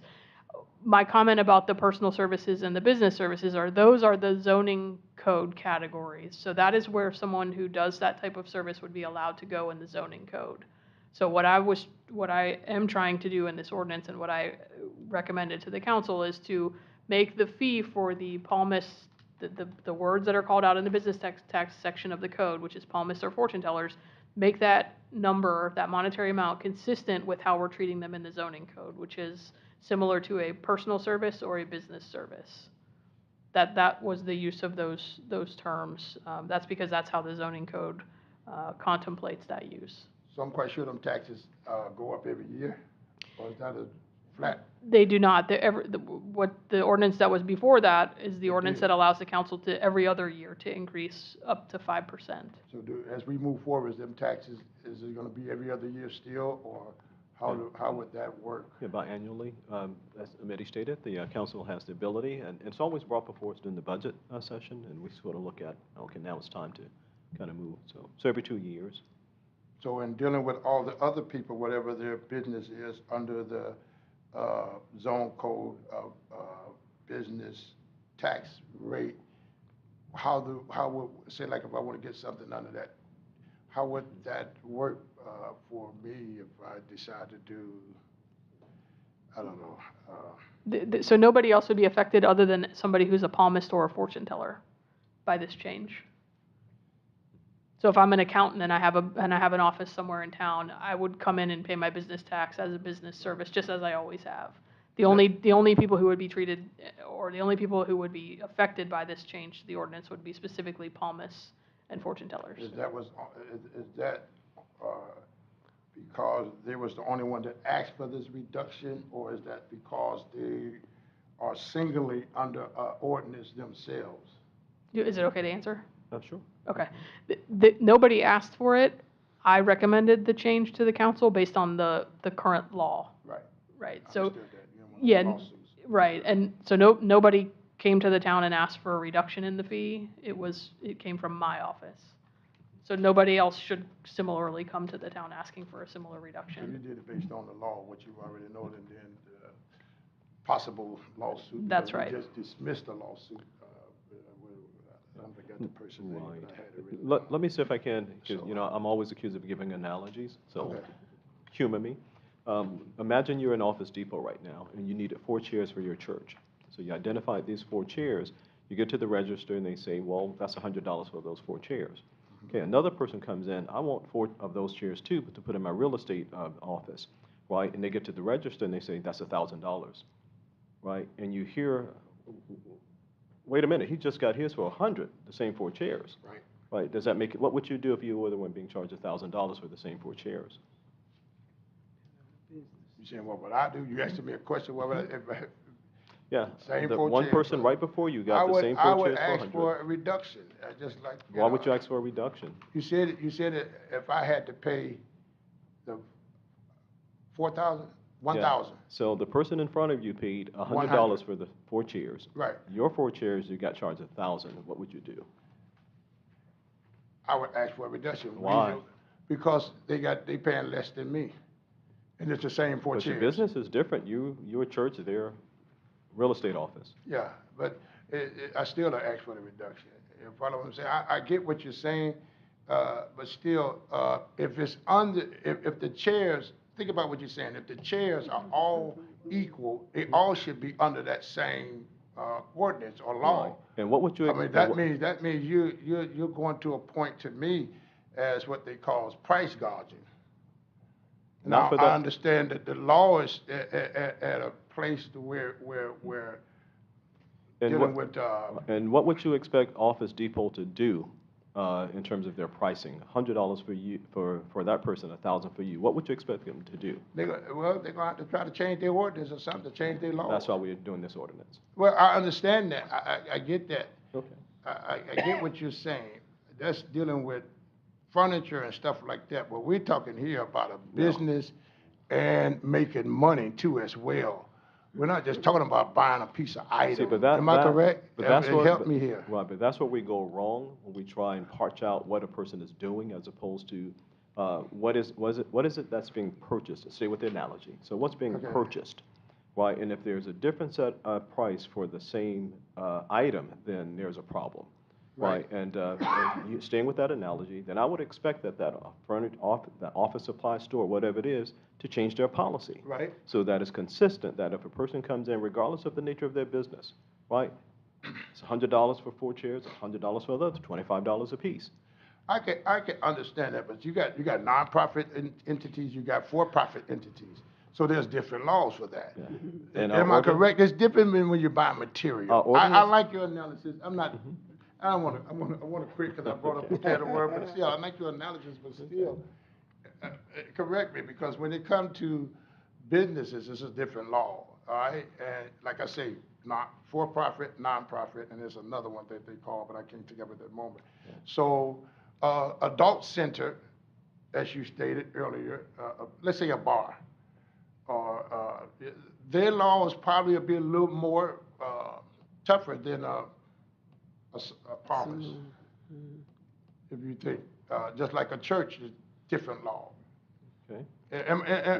Help me, somebody, if I'm wrong, I'm Okay, just look- saying, I didn't wanna bring this on, because we'll be here all day, but we can talk behind That's, doors. that's but I okay. just thought So, about it. Can I help? so that Ken don't hit the buzzer on you, Can I help? I'll 30 seconds on the council's part. Gotcha. I'm looking at the document that we approved, and this is a resolution that you made reference to, 2024-02.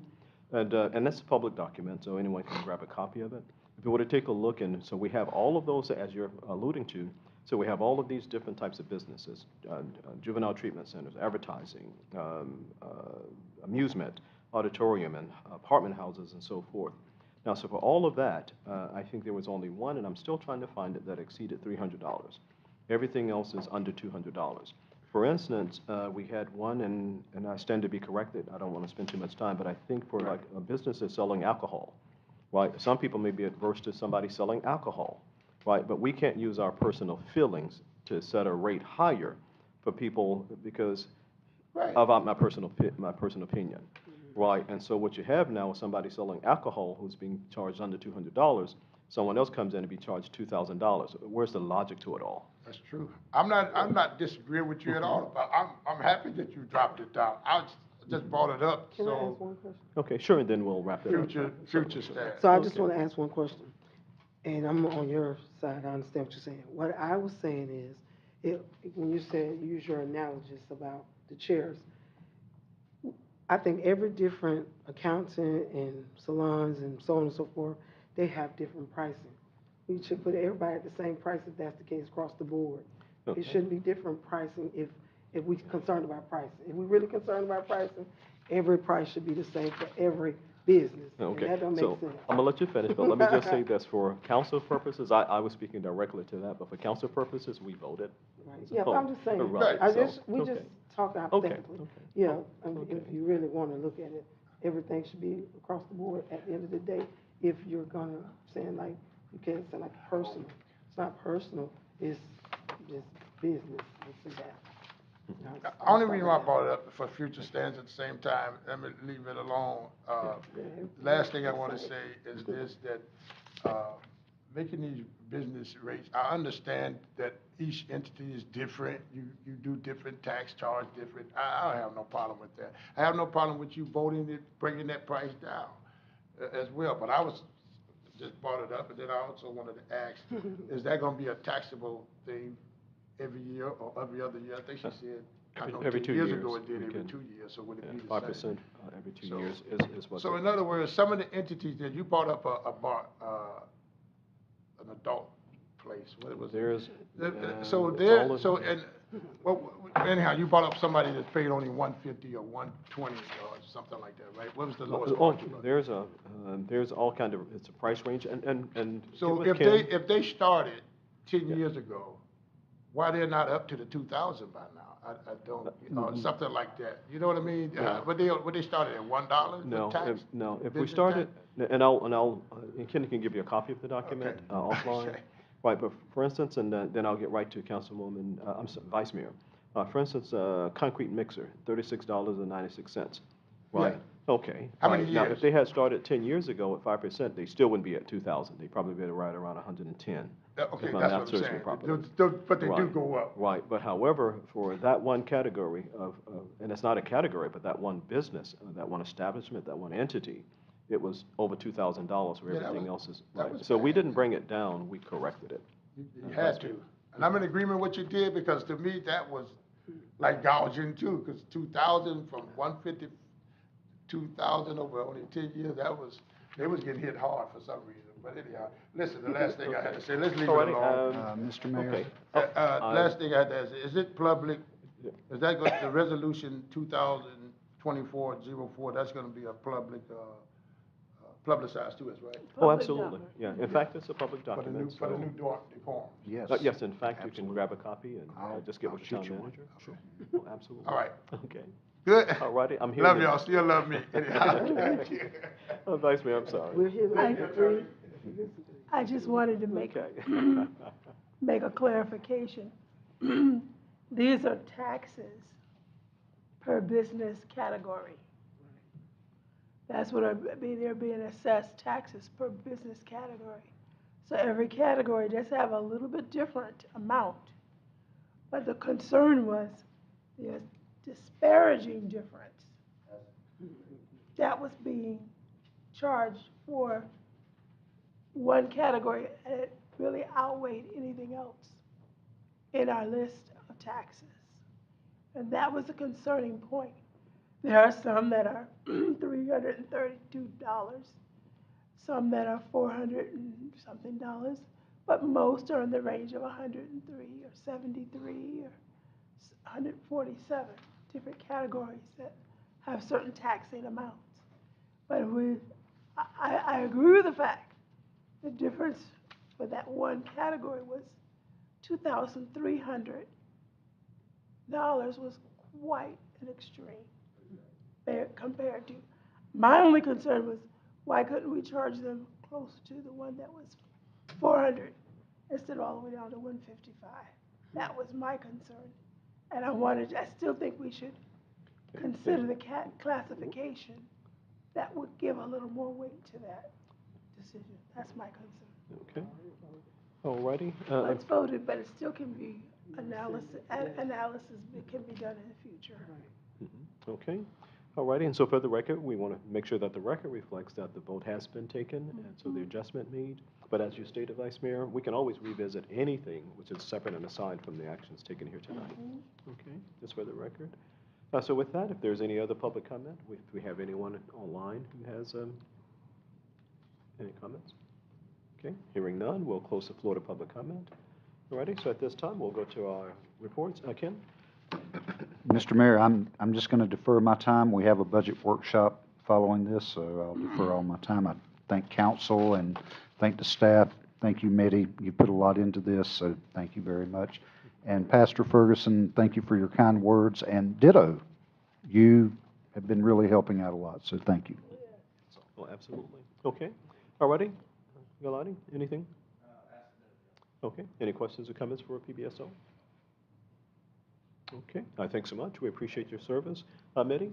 Nothing specific, Mr. Mayor, thank you. Okay, thanks so much. Councilwoman Davis? Have anything? I did have some things, but Okay. time is running out. Okay. Go ahead. No? Okay. McConnell? Nothing. Okay, Vice Mayor? And no, I'll confer with the city manager, town manager about my concern. Okay. All righty, and I'm sorry, I just needed one clarification. So Pastor, the walk on Friday at 8 o'clock, that's connected to the senior program? The walk on Friday, the 8 o'clock one, that's seniors? Okay, then I'll catch y'all in 10 years when I become a senior. So really, we're just saying that it's open to whoever wants to come out and walk. Okay. But typically, it is mostly seniors that come Seniors, out, yeah. Okay. myself excluded. Oh, thanks so much, we appreciate it. Okay, so with that, if there's no other, if there's nothing else to be addressed tonight, a motion for adjournment. So move. Okay, is there a second? Second. All those in favor, aye? Aye. Aye, pose same sign. We'll take a 5-minute break, and then we'll go right into our public workshop. And again, thanks so much, and for those online, thank you so much for your comments as well. Thank you. And residents can be included in the workshop. You don't have to leave. Only the attorney has to We're leave, not that's playing all. tonight. Open up the key for her. So you got the hat on. I always have to catch the 10-minute wrap up, because I never Yeah, stay on a yeah, different right. channel. I've been Lawyers are over allergic to numbers. Got to get an NBA app or Hey, something. I'm allergic to those numbers too, all numbers. It is an established channel? You're just kidding though, you don't need me. Okay, because remember they were playing on I'm happy to stay. Ballet, and then Ballet is in bankruptcy now. So I kept wondering, why last year when they transitioned to something And I else? didn't, And then when I went to that channel, 403 cable, but it's, But see, I also got the ticket, oh, okay. but it's still on one of them jobs. How you doing? You look like you ready to go home too. It's still, Oh, yeah, what train you take? okay, 'cause I'm- Okay. Yeah, Going to the captain? yeah, the last time we were All right, planning no, one, okay, we had thanks to so much. cancel because the Oh, storm was you too, coming. thanks, I appreciate it. And we have a reunion. Okay. And I said I would visit with the town manager about that. Oh, certainly. The next Okay. 2 years. Always. You can stay. Hey, You can stay. We're just gonna talk money. Hey, We're next just 2 talking years, I money. might- You can stay. Come on. All right, my friend. Okay. All right, Thank thanks. you. Hey, I have to.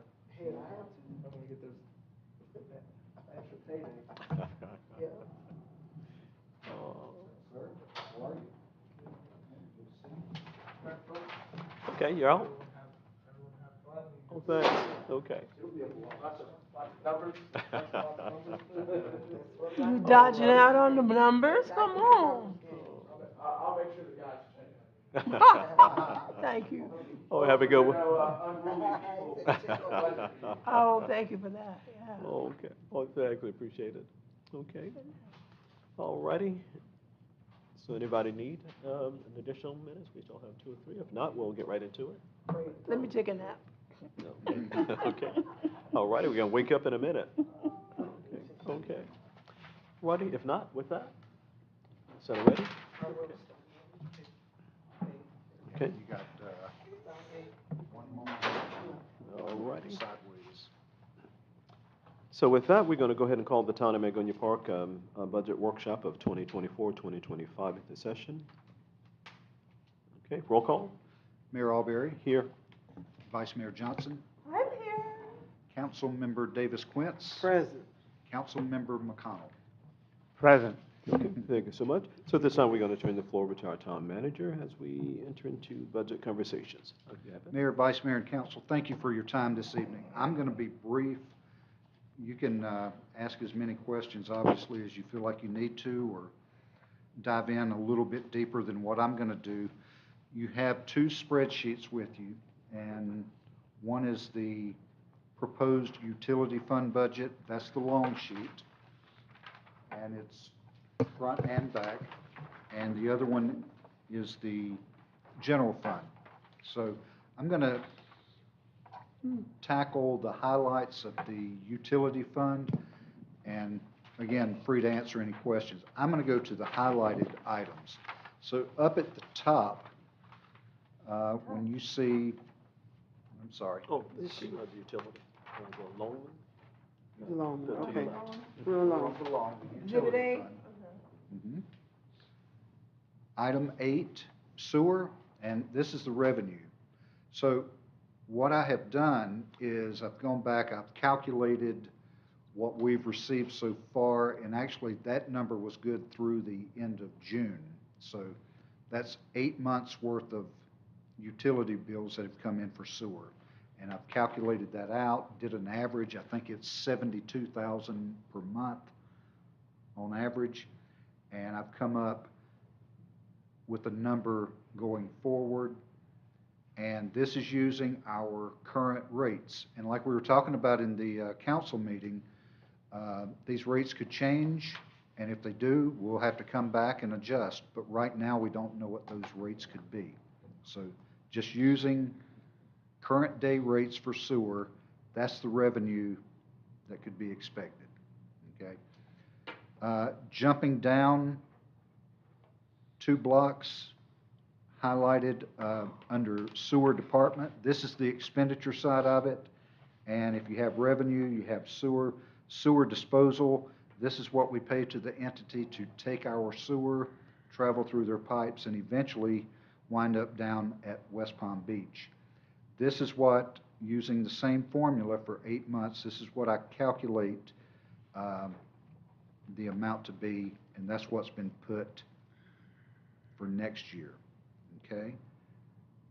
That's line 36. Line 37, at our last workshop, there was a concern that number may be a little bit low, and the suggestion was to bump it up by 5,000. It was previously at 38,000, so we increased that to 43,000. Next block down, item 54, and this is going to be also in your general fund budget. That 15,000, that represents the utility fund portion of what we're currently paying to our paid lobbyist. Okay? So I wanted to bring that to your attention. There was some discussion at one of our previous workshops about whether or not to retain those services based on the current climate in Tallahassee, meaning that it's difficult to get funding. So that's something, if we could, I'd like to decide tonight, or at least have some good discussion on, because that's in both funds. There's 15,000 in utility fund and 33,000 in the general fund. flipping over, nothing highlighted, so I'll answer any questions that you may have in regard to the utility fund. Thanks so much. Ken, any questions or comments as it relates? Vice Mayor? I just wanted to ask, I think I had asked the question, in the last budget workshop about the printing, being that it went over the budgeted amount, and I think you said you were gonna check to correct that with the possible expenses coming from postage that was not properly categorized. Has that been reviewed? That is still possible. I haven't flushed that out exactly yet. Okay. Because I see it still seems to me that it's. Yeah, I mean, and that number will probably stay, but I'll at least be able to give you an explanation for it. And I'll probably highlight it in my manager's report this week. Okay. 71. Other questions regarding utility? I'm sorry, David Smith, you have something? Yes, I'm on the back, 71. Line 71? Okay. Your question, I'm sorry. Well, we covered this the last time. Right. And there is a combined into the, let me find it. He's combined into what? So I can write it.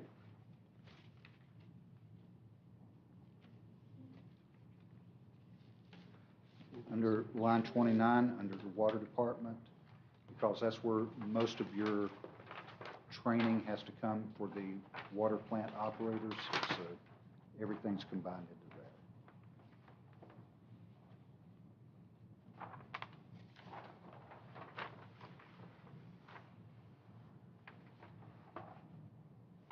So if you highlighted sewer on number 8 at 804,450, Right. and then on 36, sewer disposal, Right. 707,940. Right. Because if you're asking why the difference,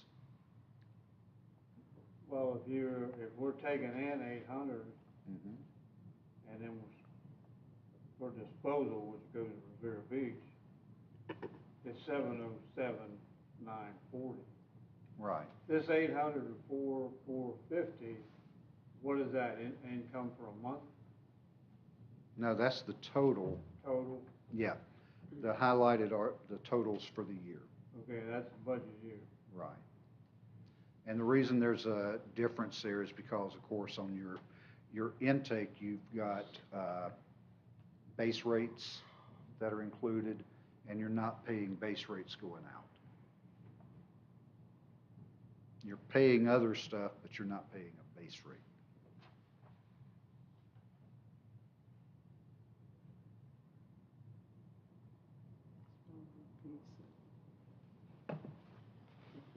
All righty. Any other questions or comments?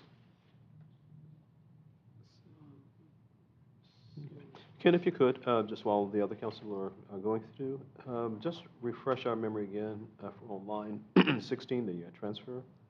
We, Yes. was that when we had the situation and we just moved it? Or what was that again? Line 16.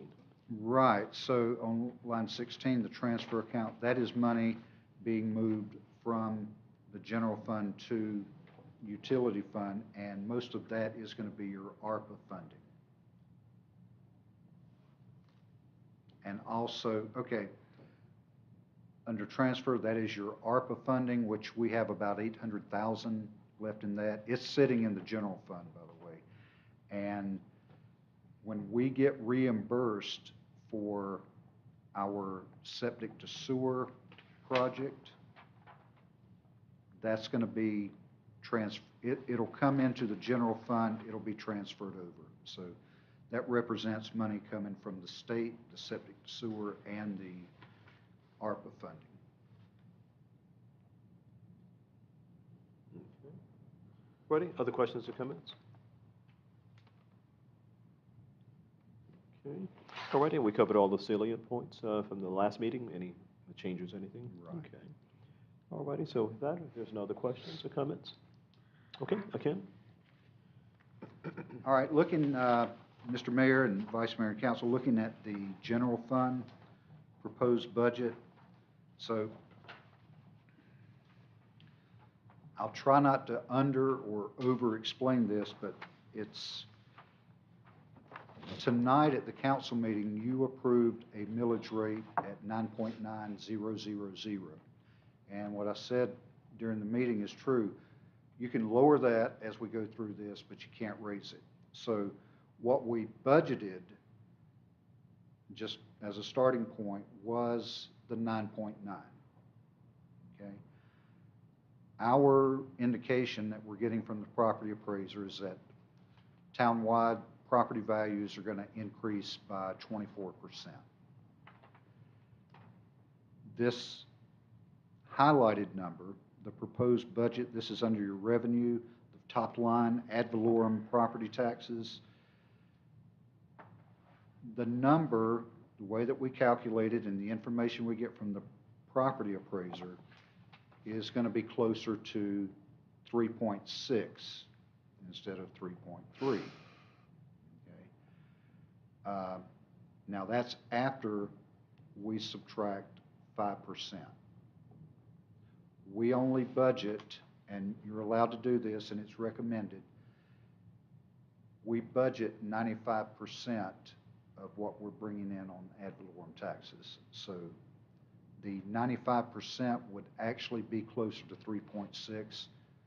Just using this as a starting point, though, we're going to leave it at 3.3, and as we need to show more revenue, if we do, we'll increase that. But for this exercise, this is what we'll do. And if for whatever reason, if there needs to be discussions about the millage rate, then we'll adjust accordingly. But that's where we start, 3.3. That's your revenue. Our revenues this year are pretty solid.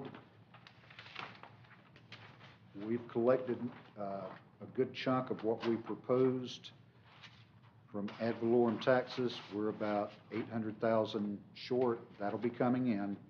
We're really close, and I think we'll actually surpass that. So with the increased property tax value, that means more revenue. All right. If you flip over to the back, you'll see the totals in the revenue. And some of this has not been broken out yet among the other revenue items, but that bottom line number is correct. Through the end of June, I'm sorry. Yes, ma'am. You just kind of made a slight statement that may put a dent in my question. I'm just saying this whole blue category paid in 2023 and 24, other than 77% of zero. So I'm just trying to understand what. I've completely lost you. I apologize. The blue line all the way down is all 0%. Right. Because it's not, we're not showing any numbers in those categories. We haven't broken them out yet. We know the revenue numbers are correct, the bottom line numbers. We've been without a bookkeeper for a good part of the year, so we brought Alexi back. Part of his job right now is to figure out what goes where. That ad valorem property tax number, that is correct, and your bottom line on the next page, that is correct. How it's broken out, we still have to go back and calculate that. The number is solid. So still working on it. Okay. All right, on the expenditure side, you jump down to administration, and I have to say this, and if this is a conversation for tonight or later, so be it, but we are showing still a 5% increase for employees. We're showing a 25% increase in all of the insurance line items. And when we increase the salaries 5%, that also increases benefits the same amount, okay? So I've highlighted on here the insurance amounts under administration. If you flip over, I do have an error that I just caught, but we'll make the adjustment. On professional services, line 319 or account 319. So we have talked about doing a feasibility study for a community redevelopment agency. That's in there, plus I had put 48, but that should be 33 for the lobbyist in there. So we had 15 in the utility fund, should be 33,000, so that number can change. But I think we did put 60, up to 60 for the feasibility study. Now, none of that includes what we talked about at the council meeting tonight, a BTR study. So if we want to come back and budget that, we can. And, you know, based on some of the conversation tonight, we may want to consider that. Line 550, what this is, if we have to budget it this way. And just to explain it, we talked last year about property enhancement initiative, especially for senior citizens. And I've put some money in there for that, okay? But according to our attorney, that would have to be privately raised, and we cannot use tax money, ad valorem, or anything that we're bringing in for revenue to offset that. But that is in here in case we get that program up and running. And then we have our total. We did put some in here. I didn't necessarily highlight it, but capital outlay 620 and 640. New flooring for town hall, 20,000, and replacement doors and enhanced security, meaning for town hall, 20,000. Jumping down to the police department, we are showing the 2% increase. It was previously at 4%. We were able to get that decreased to 2%. So that's the increase there. Under the fire service, 340. We signed a new agreement around this time last year with the West Palm Beach Fire and Rescue, which has an automatic 5% increase each year for 5 years. So that 5% has been built in there. Okay.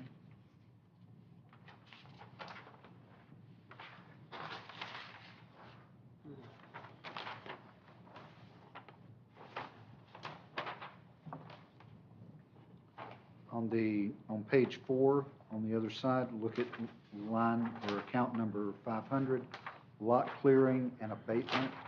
So basically, what abatement is, if you have a code enforcement lien on a property, okay, the abatement, you can get an abatement order from the special magistrate to go in and make the necessary cleanup or repairs to that property. And of course, town council would have to pay that up front. An additional lien is put on the property, and then you recoup that money theoretically once the property is sold. So based on some of the conversations that some of the council members have had with me one-on-one, I did put an amount in there in case we wanted to do what I'll just refer to as large-scale abatement. And that number may be conservative, but I did want to show that number and highlight it. I think that needs to be a conversation, if not tonight, very soon. Going down to Public Works, I've highlighted and of course, Public Works also, we have the built-in 5% increase for employees, and then we have the insurances highlighted for a 25% increase. Liability insurance, same thing. Flipping over to page 5. If you look at account number 550, miscellaneous, the way we describe that this current year is basically emergency money, emergency declaration purchases, all supplies related to a state of emergency issued by the mayor. This would give us hurricane season. We have some big disasters. This would give us some money set aside for that. Now, this current year, we have $324,000. We reduced that, and what we did, we moved that just to balance the books or to balance the budget. We moved that to the property enhancement that we were talking about. Even though we can't use this money for that, but we have to show it balanced somewhere, okay? And I did put another $45,000 in for an additional replacement. When I add that, this is not additional to, but a replacement truck for Public Works.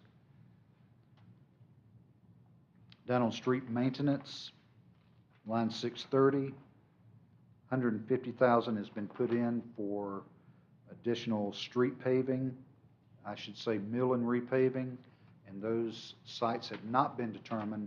We do have a study that was conducted by our engineer 6 or 7 years ago. He lists out a priority of streets, and of course, we did ask the state for money. We didn't get anything.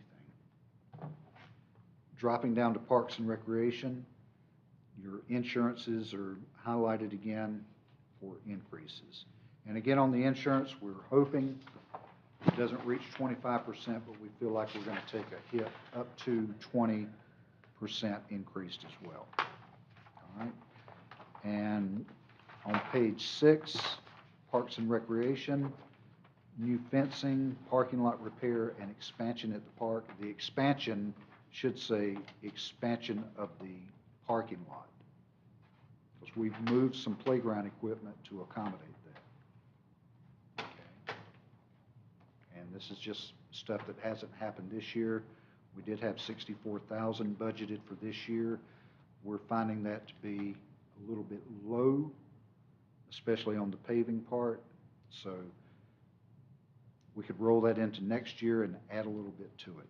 So anyway, that's our expenditures. And currently, if you do the math, you'll see that we're not balanced as far as our expenditures to revenue. Our revenue is just a little bit shorter than what our expenditures are. But of course, that's going to be tweaked. It has to be balanced when we come to the first public hearing. And I just rambled on a lot, so I'll answer any questions that you may have. Okay, thank you so much. Any questions or comments? I know that we're going to have the opportunity preceding meetings to go over some things as well, but if you have any questions for tonight.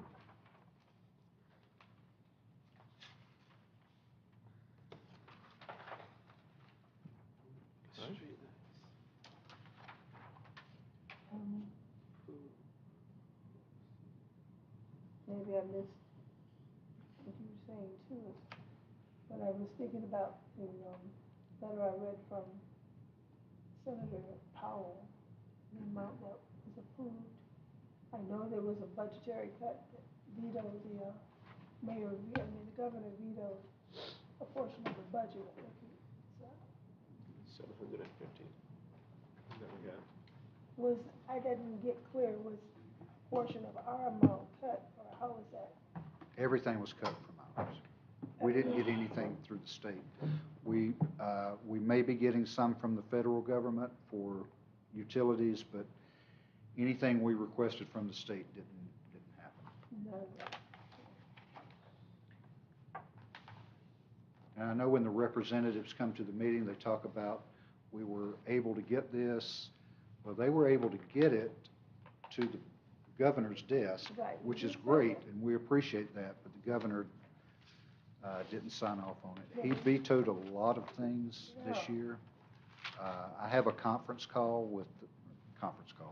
a Zoom call with someone in his budget office. Our lobbyist has set that up, and I'm going to ask some hard questions. So I'll be polite, but I'll ask tough questions. There's other communities that got the amount that we requested. They got it, and they're in far superior financial shape. So, same projects, water plant operations, you know, just like to hear some explanation on that. And I'm talking about communities in Palm Beach County. So,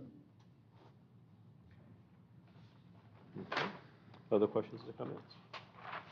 So when we come back, can I speak, Mayor, I'm sorry.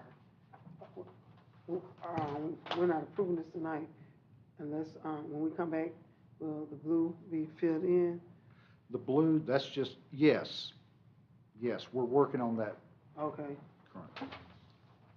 And then I And had, if I can have some of this ready by the end of the week for the manager's report, I'll shoot it back out to you, but yes. I know a lot of the street lightings and stuff we had approved, and we haven't gotten to it yet. Are we gonna ever get to any of that stuff that we've already approved, as far as like street lightings and We've got Hey, I'm sorry. media and all different things that we, it's a lot of stuff been approved, even the texting to the people, text messages. We haven't done any, we've approved it, but we haven't done any of the work. Are we gonna get to any of that work? Yes, all of it. I mean, anything that we've budgeted, if, not talking about the things you just mentioned, but if there's anything, any capital projects that we have to roll into the next year, we've made allowances for that in the budget. Specifically to the street lighting, we've put in a request to FPL to have, let me make sure I get this right, 10 or 12 new street lights put in the Mangonia Hills area, as we talked about. Our code enforcement officer's out talking to property owners right now, making them aware that, hey, you know, within a couple of months, you're gonna wake up and have a new street light here. We wanna make sure we place it to where it's not offensive to you. So we've got those conversations going on, and we've got one strange holdout in that area that's holding out for a decorative light and concerned about his placement. I'm picking at the mayor a little bit, but that is ongoing. We're talking to all the property owners over there. And on the beautification part, the revised scope should be at your next meeting. And the text messages that we should be texting out to Yeah, the so people, are we we not just gonna need to do that? pick that up and have it done. Yeah, because I was saying that, like, we keep approving things, but I like to execute it, get it done, you know, because people ask me stuff all the time, And we appreciate them asking, Yeah, and we'll I give them just- honest answers. and I don't know what to tell I mean, them. so the best way I can answer it is, and it sounds like we're being short and Call not you. sincere, but the thing is, we're getting to it. We are. There's, you know, we have day-to-day stuff that pops up, Right. and we have to address that. If you look at your manager's report, you'll almost see weekly updates on each capital item. Each capital item is in your manager's report, and I update it every week that we have something. So Right. you could share that with the people that are questioning you. I just have to let them read it for themselves, and that might Send work. it to them, that's right. Yeah. So, Okay, I thank you for that. thank you. I appreciate the questions, I do. Okay. Any other questions as it relates to the budget? Okay, if there's none, then of course, we'll take this and we'll go through it and those numbers. Just a request that by Friday, just whatever numbers we have plugged in, we could just get that out, and that way we have over the Absolutely. weekend to go through it. Okay. Absolutely. So about COB Friday would be fine. Okay. All righty, and that way we can kind of mull it over and be that much further ahead at the meeting. So with that, if there's nothing else, no other discussion, or anything else, Ken? Could we have a brief discussion about the lobbyist? And the only reason I'm pushing that a little bit tonight, obviously you don't have to decide tonight, is that under our agreement with the lobbyist, if we decide to terminate, we do need to give 2 months' notice. So And just kind of, and moving forward on the budget, if that's something that we're not going to do, just rather go ahead and make that adjustment. Not, Okay. so just kind of like to hear everyone's thoughts on that. Okay. Let's see, so this is August, September. Our next budget session is when? What's that, sir? Our next budget meeting is when? When is it? The next? Next Tuesday. Okay. So, a suggestion, so that everyone's comfortable, if you have any questions or comments regarding it, or anything related to the budget, if you can get with Ken, the town manager, right, and that way when we come back, we'll be able to just kind of, have already made some decisions and get you more comfortable that way. Okay? Otherwise, I have nothing else. Okay, all righty. So with that, if there's nothing else, motion for adjournment?